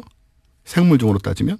한 종이란 말은 모든 개 종류가 다 교배가 가능하다는 얘기죠. 그러니까요. 새끼가 태어날 수 있고, 그럼 이제 동물 생물적으로는 한 종이라고 얘기를 하는데, 우리 이제 소위 말하는 품종이라고 해서 개 모습이 다른 거는 품종이라고 얘기할 수 있죠. 인간이 인위적으로 그렇게 만들어냈다는 거 아닙니까? 그렇죠. 이게 지금 340종이나 됩니다. 그렇게 만들어낸 종이요? 예, 우리가 아는 건 뭐 몇십 개에 불과하지만 작은 거는 몸무게가 500g부터 시작이 되고요. 아, 그런 거는요. 예. 그 정말 잔인한 행위예요. 아주 과하게 만든 거죠, 정말로. 네. 그 실제 강아지가 개가 지탱하기 위해서 필요한 뭐 신장이라든가 근육이라든가 이런 게 있는데 그렇죠. 너무 작게 컵에 들어가게 인간이 인위적으로 만들어 가지고 건강하게 못 살아남아요. 네, 이 성체 크기가 이렇다고 하는 거니까 이런 개는 뭐 한 뼘 정도 길이밖에 안 되는. 정말 잔인한 행위입니다, 사실. 크게는 100kg이 넘는 개까지 있으니까 이게 다 한 종이가 교배가 가능하다. 100kg요? 예. 100kg가 500g짜리를 어떻게? 물리적으로는 안 되지만 이제 유전학적으로는 가능하다는 얘기죠. 100kg면 송아지인데 송아지. 예, 이게 교배를 권장할 수는 없죠. 이게 이제 아까 말씀하신 것처럼 외형에 너무 치중을 해서 지난 한 100년, 200년 동안 좀 인위적인 교배를 많이 시켰습니다. 특히 서양에서 영국에서 많이 일어났어요. 많이 시켰죠. 그래서 정말 브리티시 불독 이런 경우에는 스스로 교배를 할 수도 없을 정도로 몸 형태가 좀 많이 좀 어긋난 경우고. 그다음에 뭐 그 사람 보기 귀여우라고 막 그 얼굴에 주름을 많이 만들어 가지고. 네. 그 주름이 겹친 상태에 피부병이 많이 발생을 합니다. 그러니까요. 예. 그리고 이제 잔인한 거죠, 진짜. 얼굴 짧은 단두종 개들 있잖아요. 예. 걔네들은 이제 얼굴이 짧아서 체온 조절이 잘 안 된대요. 얼굴에서 이렇게. 생각해보면 우리보다 월등히 지능이 뛰어난 외계인이 인간이 귀엽다고 조그맣게 만들고 막 피부 늘어지게 만들고. 그렇습니다. 피부병 걸리게 만들고 그런 거거든요. 예. 잔인한 거예요, 사실. 그리고 이제 닥스훈트 같이 다리 짧은 개들은 원래 이제 짧았지만 더 짧게 만든 거라 보통 이제 다리 4개짜리 개들은 허리 디스크가 안 생기는데 동물들은 이 개는 이제 닥스훈트는 허리 디스크 위험이 항상 있다고 해요. 아, 너무 짧아서? 예, 너무 짧아가지고 이제 비율이 안 맞으니까. 거예요. 그거 못하게 해야 된다고 봅니다, 저는 사실. 사실 요즘 들어서 그냥 문제가 제기가 되고 있습니다. 게다가 이걸 하려면 또 계속 근친 교배를 해가지고 순종을 만들어야 되기 때문에 이제 유전병. 어디 있어요? 다 이미 교배에서 만든 거죠. 그렇죠. 그래서 유전병의 위험이 생기는 거죠. 근친 교배 때문에. 그래서 우리가 좀 알고 있어야 된다 이런 거를 그런 생각이 들고 그리고 뭐 개 능력이야 뭐 다 아시는 것처럼 후각은 인간의 이게 또 학설이 여러 가지인데 최소한 100배에서 심지어 100만 배에 이를 수도 있다는 연구가 있더라고요. 감은 안 와요. 100만 배가. 100만 배는 어느 정도일까요? 100만 배라는 건 뭘 구분할 수 있다는 겁니까? 마약 견들게 그렇죠. 쌓이는 건 아는데. 예, 마약 탐지하는 거야 흔히 알려졌는데 암의 냄새를 맡아서 암을 탐지하는 개들이 있어요. 이 정도 되면 100만 배가 아닐까. 그러니까 정상적으로 사람의 세포에서 나는 냄새하고 다른 냄새가 난다는 것을 그렇습니다. 캐치하는 개가 있다는 암 세포의 냄새를 맡는 거죠. 실제로? 네, 있습니다. 그래가지고 주인을 구한 개들이 있어요. 오. 주인 몸에 암세포 냄새를 맡아가지고 계속 짖고 어떤 특정 부위에 대해서 핥고 병원에 가봤더니 거기에 암이 있는 겁니다. 야. 예, 뭐 이렇게 인간을 구하는 개도 있다. 잘 안 씻어서 그런 거 아닐까요? 그 부분, 암 부분을 우연히. 어쨌든 실제 나중에 알고 봤더니 우리 집 개가 계속 그 특정 부위를 핥고 짖고해서 이상해서 병원에 갔더니 거기 암이. 네네. 암이다. 몇 건이 있었어요. 아, 그래요? 예. 오, 대단하네. 그래서 아무튼 개가 이렇게 대단한 동물이니까 참 가족같이 잘 살아보자. 올해. 과거하고 전혀 상관없는 얘기였습니다. 자, 원정원 씨였습니다. 감사합니다. 감사합니다. 안녕. 라고 합니다. 이건 저희가 뭐 2주 전쯤에 다룬 것 같은데 군이 군을 수사할 때 생기는 문제, 압수수색을 하려고 했더니 압수수색을 못 한다고 해서 거기 가서 검색으로 찾고 있다는 거 아니었습니까? 키워드 검색하고 있다는 거죠. 이 말도 안 되는 건데 사실은 키워드 검색에 안 걸리게 얼마든지 만들 수 있거든요. 문서를 간단히 암호화할 수도 있는 것이고. 근데 그 압수수색을 못하게 하니까 그거 압수수색 영장이 있는데도 못하게 하니까 그래서 제대로 수사가 되겠는가. 네, 4주째 압수수색하고 있다라는 보도도 있었습니다. 말이 됩니까? 압수수색은 들어가서 바로 가져가면 되는데. 그렇죠. 굉장히 기습적으로 해야 되는 상황인데. 그리고 생각해보면 24시간 그 검색을 할지도 않을 거 아니에요. 퇴근한 다음에는 그 PC를 건드리면 누가 합니까? 프리징도 못 한다는 얘기인데. 게다가 전력이 있잖아요. 국방부에서는 초기에는 사이버 사령부 에서 댓글 단계 개인적 일탈이라고 했었거든요. 그때 국정원 대응하고 판박이죠. 국정원도 저 꼬리 자르기 했었습니다. 네, 개인적 일탈이라고 했었고. 이게 말도 안 되는 게 매일 보고서를 작성해서 사인 받고 결제 받고 했다잖아요. 어떻게 개인적 일탈입니까 그게. 매일매일 보고했다는데.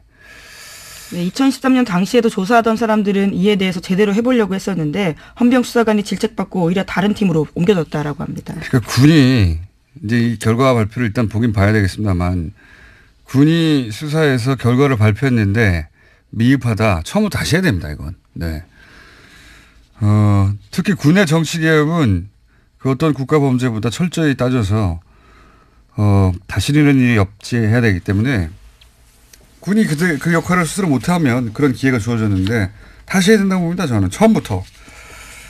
구태타가 별 게 아니에요. 예. 군이 정치에 개입하면 구태타인 거지. 자, 군 TF의 결과를 기다려 보겠습니다. 나오면 또 그때 이야기하는 것으로. 지금까지는 대단히 만족스럽지 않다. 예, 여태까지 나온 뉴스들을 종합해 보면. 자, 우리 PD가 27분까지 해야지 된다고 예, 사인을 보내고 있는데. 네, 1분 남았습니다. 1분이 아니라 예, 1분도 안 남았는데. 예. 주요 뉴스 제목만 짚고 넘어가죠. 예. 네, 자유한국당 최경환 이우현 의원의 구속영장 실질심사가 오늘 열립니다. 두 사람은요 각각 영장 청구 후 23일 또 8일 만에 열리게 되는데요. 회기 중에는 국회 동의 없이 체포 구금되지 않았기 때문에 드디어 열리게 되는 겁니다. 이정열 전 부산 방사님이 소환될 사건이 또 있네요. 영장이 기각될지 발부될지에 따라서. 그리고 또 어떤 뉴스가 있습니까? 네, 트럼프 대통령이 2018년 트위터로요 파키스탄을 공격했습니다.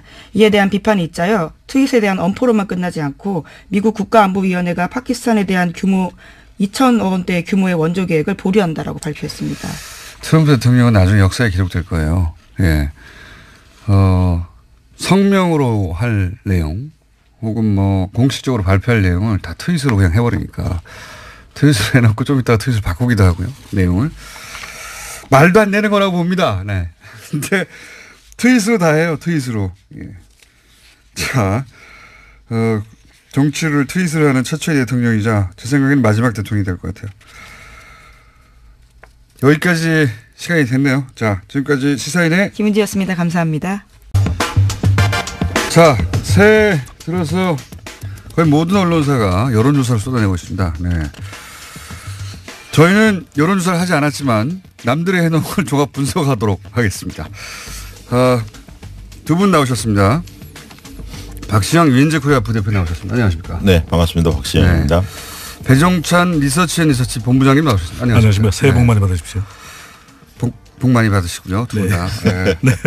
이게 이제 비디오로 보시는 분들이 이게 나가는지 모르겠는데 이게 덩치 매치입니다. 거의. 네. 예. 덩어리가 큰 분들이 나오셔가지고 제가 왜소해 보여가지고. 아니, 전혀 아닙니다. 전혀 아니긴요. 제일 큰 분이. 공장장님께서 제일 크십니다. 네. 배종찬 본부장님이 뭐 우열을 가리기 힘든 덩치들이긴 한데 네. 제일 큽니다. 제가 보기엔. 씨름단 아닙니다. 네. 그러니까 여기 아마 외국인이 이 방송을 보면 한국 씨름단이 나와서 스포츠에 관련된 이야기를 한다고 생각하지 않을까. 네. 네. 그런 덩치들이 나와서. 자, 여론조사 굉장히 많이 나왔어요. 여기저기서. 네. 근데 이제 윈지 코리아나 리서치가 한 건 없죠? 확인했습니다. 리서치도 신년 여론조사를 발표했습니다. 네. 알겠습니다. 근데 이제 특정 여론조사 기관이 한 거 말고 혹은 네. 특정 언론 기관이 한 거 말고 전체적인 추세를 10개 다 읊을 수는 없으니까요. 네. 추세를 보는 것으로 해보죠. 우선 연초에 문재인 정부 평가는 어떻습니까? 연초에. 실제로 지난 연말에는 대개 이제 70%를 오가는 것으로 예. 오르내리가 했는데 실제로 연말에 전화면접 조사로 해보니까 70% 후반대 75, 77, 8 더 올라갔습니다. 그게 무슨 효과입니까? 연말 연시 효과입니까? 한 해를 돌아보면서 전체적으로 보니까 괜찮았네 이런 건가요? 네, 그런 것 같습니다. 그래서 대개 이제 전화면접 조사를 하면 ARS 조사에 비해서 대체적으로 정치 고관여층이 아닌 소극적 관여층들이 응답을 많이 하는데요. 그래서 이제 흔히 말하는 중도층들이 많이 잡히는데 그런 층에서 대통령에 대한 우호적 시각이 상당히 두텁다는 것이 확인되고 있습니다. 그런데 연말 들어서 더 그런 어떤 현상들이 높아진 것 같습니다. 본부장님 보시기가 어떻습니까? 대통령 지지율 그러면 이제 주로 이제 12 일종의 딴지일 수도 있는데 왜 이렇게 높으냐? 난 이해가 안 된다. 그렇게 말하는 보수 진영의 분들이 많죠. 네, 그래서 보수 응답자들이 많이 참여하지 않았다라는 이야기를 하기도 하거든요. 그렇죠. 그런데 그런 모든 걸 감안하더라도 문재인 대통령의 지지율은 매우 높은 것입니다. 방식이 바뀐 것도 아니고 그만큼 이 문 대통령 지지율의 특징 자체가 이 국정 운영 스타일에 대해서 이 국민들이 주목하고 있다. 파격적인 소통 행보. 그러니까 관리하고 있는 지지율로도 보여집니다. 그만큼 추진 동력을 얻기 위해서는 지지율이 중요할 수밖에 없는 것이거든요. 네. 그 중요성을 알고 있다고 봐야 되겠죠. 그러니까 숨은 보수표가 얼마나 되느냐. 샤이 보수. 이게 늘 이제 관심권은 일부 있다고 봅니다. 저는 5% 남짓은 있다고 보는데 중요한 것은 조사할 때 중앙일보나 조선일보나 이런 어떤 보수 매체에서도 여론조사를 하거든요. 네. 그러면 어디가 의뢰한지를 표명을 합니다. 네. 조선일보 의뢰로 중앙일보 의뢰로 한다. 이런 사실을 밝히기 때문에 보수층이 대거 숨었다. 이거는 굉장히 착각이라고 생각합니다. 있을 수는 있지만 네. 예. 크지 않다. 그렇게 크지 않다. 예전에 이명박 전 대통령 시절 지방선거할 때 그런 거 있었죠. 샤이 진보가 분명히 있었죠. 그때는. 네. 그 당시에는 무당파들의 3분의 2는 야당 동조를 하는 층이었습니다. 그래서 실제 여론조사하고 거의 20% 가까이 차이가 나는 지방선거 결과가 나왔지 않습니까? 그렇습니다. 숨어있는 표가 10%가 된다 그러면 그 표가 옮겨오면 말씀하신 대로 공장장께서 말씀하신 대로 20% 가까이 되는 것이거든요. 그만큼 숨은 표를 잃는 것이 또 중요할 수밖에 없습니다. 그런데 당시에는 안심번호를 여론조사 기관들이 할 수 없었고 언론사나 그렇다 보니까 집전화를 중심으로 했었습니다. 대개는. 그렇죠. 그리고 핸드폰 조사를 했지만 한계가 있었고요. 그러다 보니까 최근에 이제 안심번호가 그 선관위에서 제공하는 그때도 집전화를 했었어요. 맞아요. 네. 그렇기 때문에 차이가 큰 거고요. 대표성이 없다라고 이야기를 하죠. 그러니까 2010년만 하더라도 집 전화로 하는 것이 아주 대표성이 있겠다라고 생각했는데 급속도로 이 휴대폰이 보급된 이 현상을 좀 반영하지 못했던 것이 2010년의 결과였죠. 네. 그렇기 때문에 최근 조사는 상당히 정확하다. 이렇게 보시면 됩니다. 당시 여론조사 기관들 엄청나게 욕먹었죠. 저희는 맞췄습니다. 욕먹었으니까 오래 사는 겁니까? 썰렁하게. 네, 알겠습니다. 네. 혼꾸녕을 안 할 수도 있습니다. 그래서 썰렁한 이정렬 판사님 계셨을 때 한 번 나오셨다면서요, 두 분이. 예. 예. 끝나고 뒤풀이가 더 길었습니다. 예. 예. 그때하고 똑같다고 생각하시면 안 됩니다. 알겠습니다. 네. 정신 차리겠습니다. 네. 자, 하여튼 국정 운영 평가는 연말 연시효까지는 모르겠으나 오히려 더 높게 나왔다. 네. 예. 희한하네요. 예. 문재인 대통령 지지율의 특징을 이제 지난 충분한 데이터가 쌓였으니까 이제 6개월 이상 특징을 보자면 뭐 어떤 특징이 있습니까? 쉽게 얘기하면 이제 중도층에서도 3분의 2 이상은 문재인 대통령이 지지하고 있고요. 진보층뿐만 아니라 그 보수층에서도 거의 절반 가까이는 지지를 하고 있습니다. 아, 보수층 지지층도 상당히 두텁다. 네, 그렇습니다.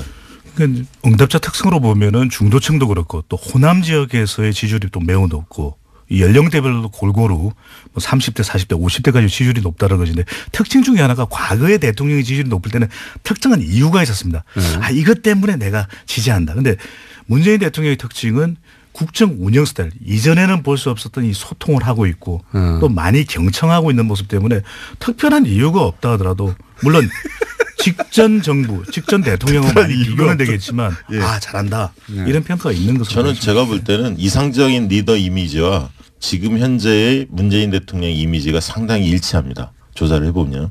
그래서 이제 그런 측면에서 국민들이 나름대로 높은 인기를 그 대통령이 부과하고 있는 것은 그만큼 어떤 리더가 우리 시대에 필요한가 이런 사람들의 마음속에 있는 상들이 있는데 그 상과 지금 문재인 대통령의 이미지가 상당히 중첩된다. 이것 하나 꼭 말씀드리고 싶은데 이 일반인들이 대통령의 전화를 받았을 때 굉장히 놀래거든요. 근데 그 감동도 굉장히 진할 수밖에 없는 것이 일본의 이 오부치 총리가 오부치 대화 전화라고 해서 큰 감동을 불러일으켰는데 문재인 대통령이 직접 국민들에게 전화를 해서 소통하는 그런 모습들이 다른 통화가 되지 않았던 국민들조차도 감동을 받을 수밖에 없는 것이거든요. 깜짝 놀랄 수 있는 겁니다. 나 대통령입니다. 그러면 누가 대통령이라고 믿겠습니까? 아니 당신이 대통령이면 난 수상이야. 총리야. 이럴 수 있는데 그런 전화가 된다라는 것. 네. 알겠습니다. 배 본부장님의 유머 코드는 이해했고요. 네. 시도를 많이 해 주십시오. 그중에 터질 수도 있으니까. 알겠습니다. 어쨌든 특정 이슈 때문에 지지한다라기보다는 그 스타일 자체 또는 뭐 시대에 맞는 상을 가지고 있는 거군요. 그렇죠. 네. 그리고 추진하는 방향 자체에 대한 적절하다. 왜냐하면 적폐청산에 대한 공감도도 높지 않습니까? 실제로 해보면. 이러면 참 야당이 답답해지는 겁니다. 그렇죠. 예. 반면에 야당은 좀 죽을 쓰고 있고요. 예. 그러니까 이건 너무 명백한 겁니다.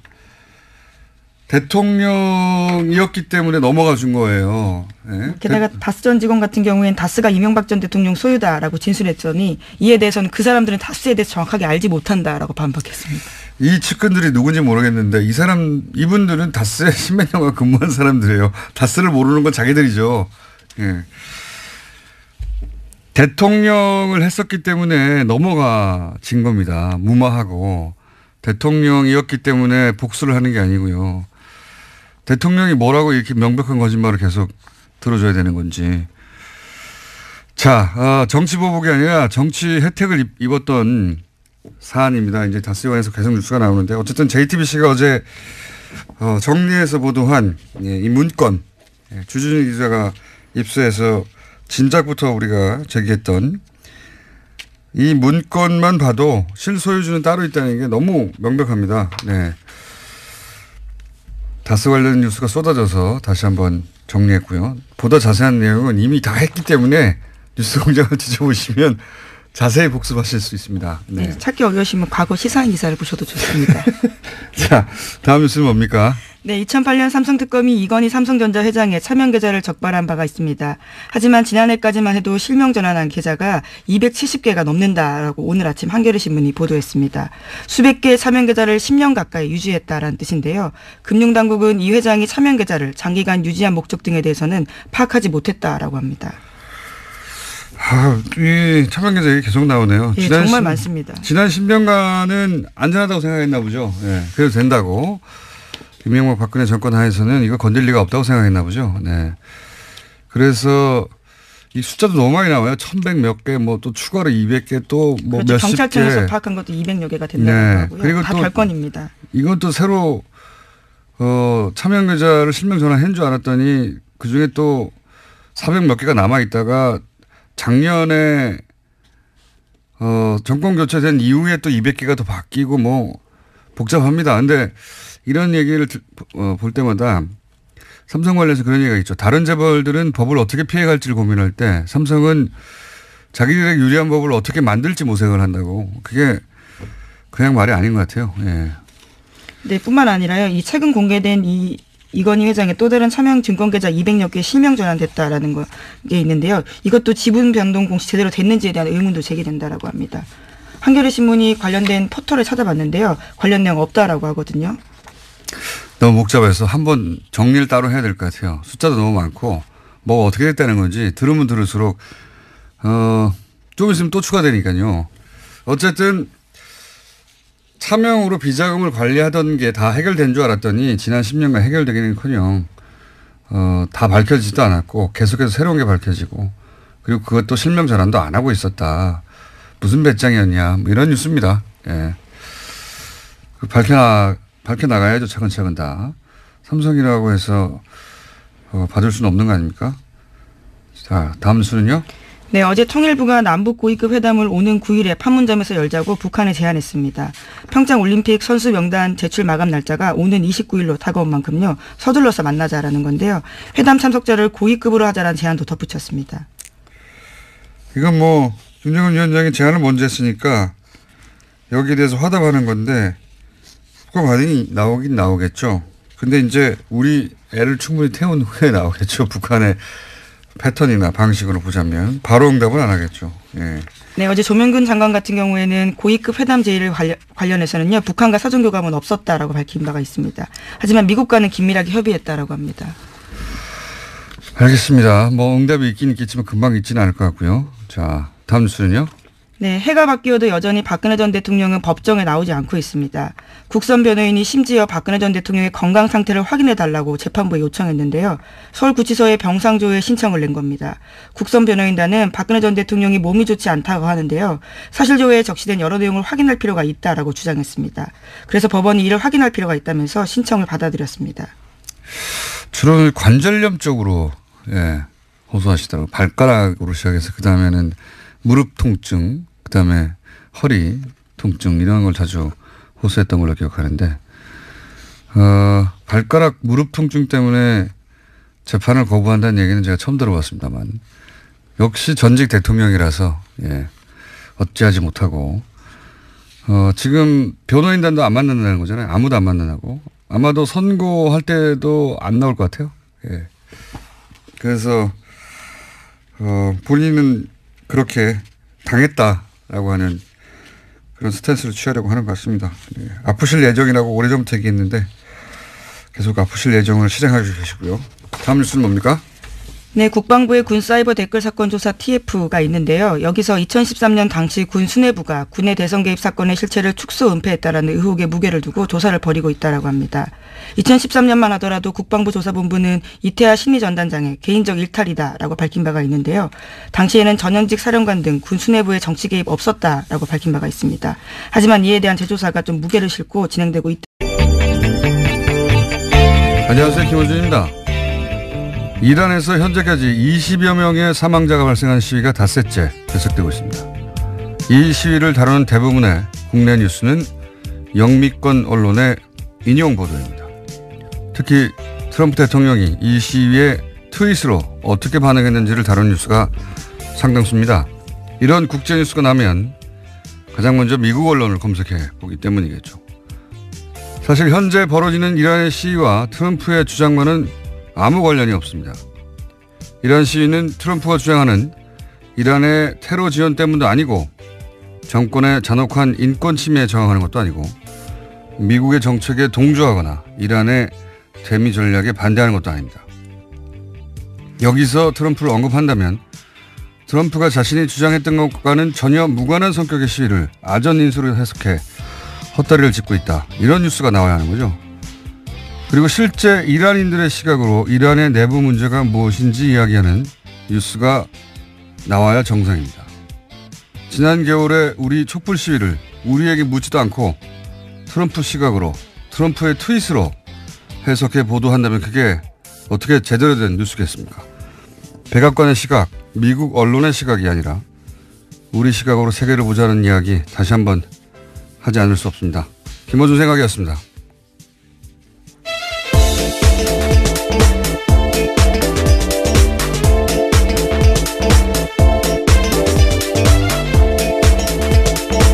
시사인의 김은지입니다. 이런 국제뉴스가 나면은 항상 똑같은 문제가 발생해요. 네. 이게 자꾸 미국 언론으로 세계 뉴스를 접하면 미국이 세계를 보는 방식을 우리가 내면화할 수밖에 없거든요. 네. 여러 차례 지적하신 바가 있죠. 이 문제가 어떻게 넘어설 건지 문제의식을 우리 모두가 좀 가졌으면 하는데 미국이 뭐 워낙 슈퍼파워니까 미국 언론을 들여다보는 것까지는 뭐 당연히 해야 되는데 그 수준을 넘어서 이제 항상 미국 시각으로 세계 뉴스를 해석하는 이 관성 이거 바꿔야 되거든요. 더구나 트럼프 시대에는 트럼프의 시각 자체가 대단히 왜곡됐잖아요. 편향되고 일방적이고 맞지도 않고. 예. 근데 이 트럼프의 트윗하고 세계 사건하고 연결해서 계속 보도하는 게 많은데 이게 의미도 없고 세계를 이해하는데 도움도 안 됩니다. 우리 촛불시 진짜 이유는 우리가 가장 정확하게 알잖아요. 예. 근데 우리한테 묻지 않고 트럼프 트윗을 보도한 다음에 뉴스하고 연결해버리면 이런 사태를 이해하는데 전혀 도움이 안 되기 때문에. 그런데 이제 이란인의 시각으로 이 사태를 바라보는 뉴스가 전무한 것이 우리가 그만큼 지역 전문가가 없다 보니까. 예. 뉴스 공장은, 이 문제를 어떻게든 해보려고 노력하고 있습니다. 그래서 이 시위도 이란인의 시각으로 바라보면 어떻게 보이는지 적절한 인사를 섭외 중이다. 알려드리고요. 자, 첫 번째 뉴스는 뭡니까? 네, 새해에도 계속되는 질문입니다. 다스가 누구 거냐라는 질문에 대해서 전직 직원들의 대답이 이어지고 있습니다. 다스는 이명박 전 대통령의 소유다라는 건데요. 전 다스 총무차장의 증언입니다. 어제 MBN 보도입니다. 이 인사의 주장에 따르면요. 이명박 전 대통령이 다스 공장이 있는 경주를 방문할 때면 골프장과 항공권 예약을 모두 다스 직원들이 담당했다고 합니다. 특히 비용을 결제할 때는 다스 법인카드를 사용했다라고 하는데요. 이명박 전 대통령뿐만이 아니라 부인 김유령 여사가 친구들과 함께 경주에 올 때도 골프 예약과 수행을 다스 직원들이 했다라고 합니다. 다스 뉴스가 이제 풍년입니다. 예, 요즘 자잘한 뉴스들도 많고 다스는 누구 겁니까? 작년부터 묻기 시작한 뉴스 공장으로서는 아주 뿌듯한데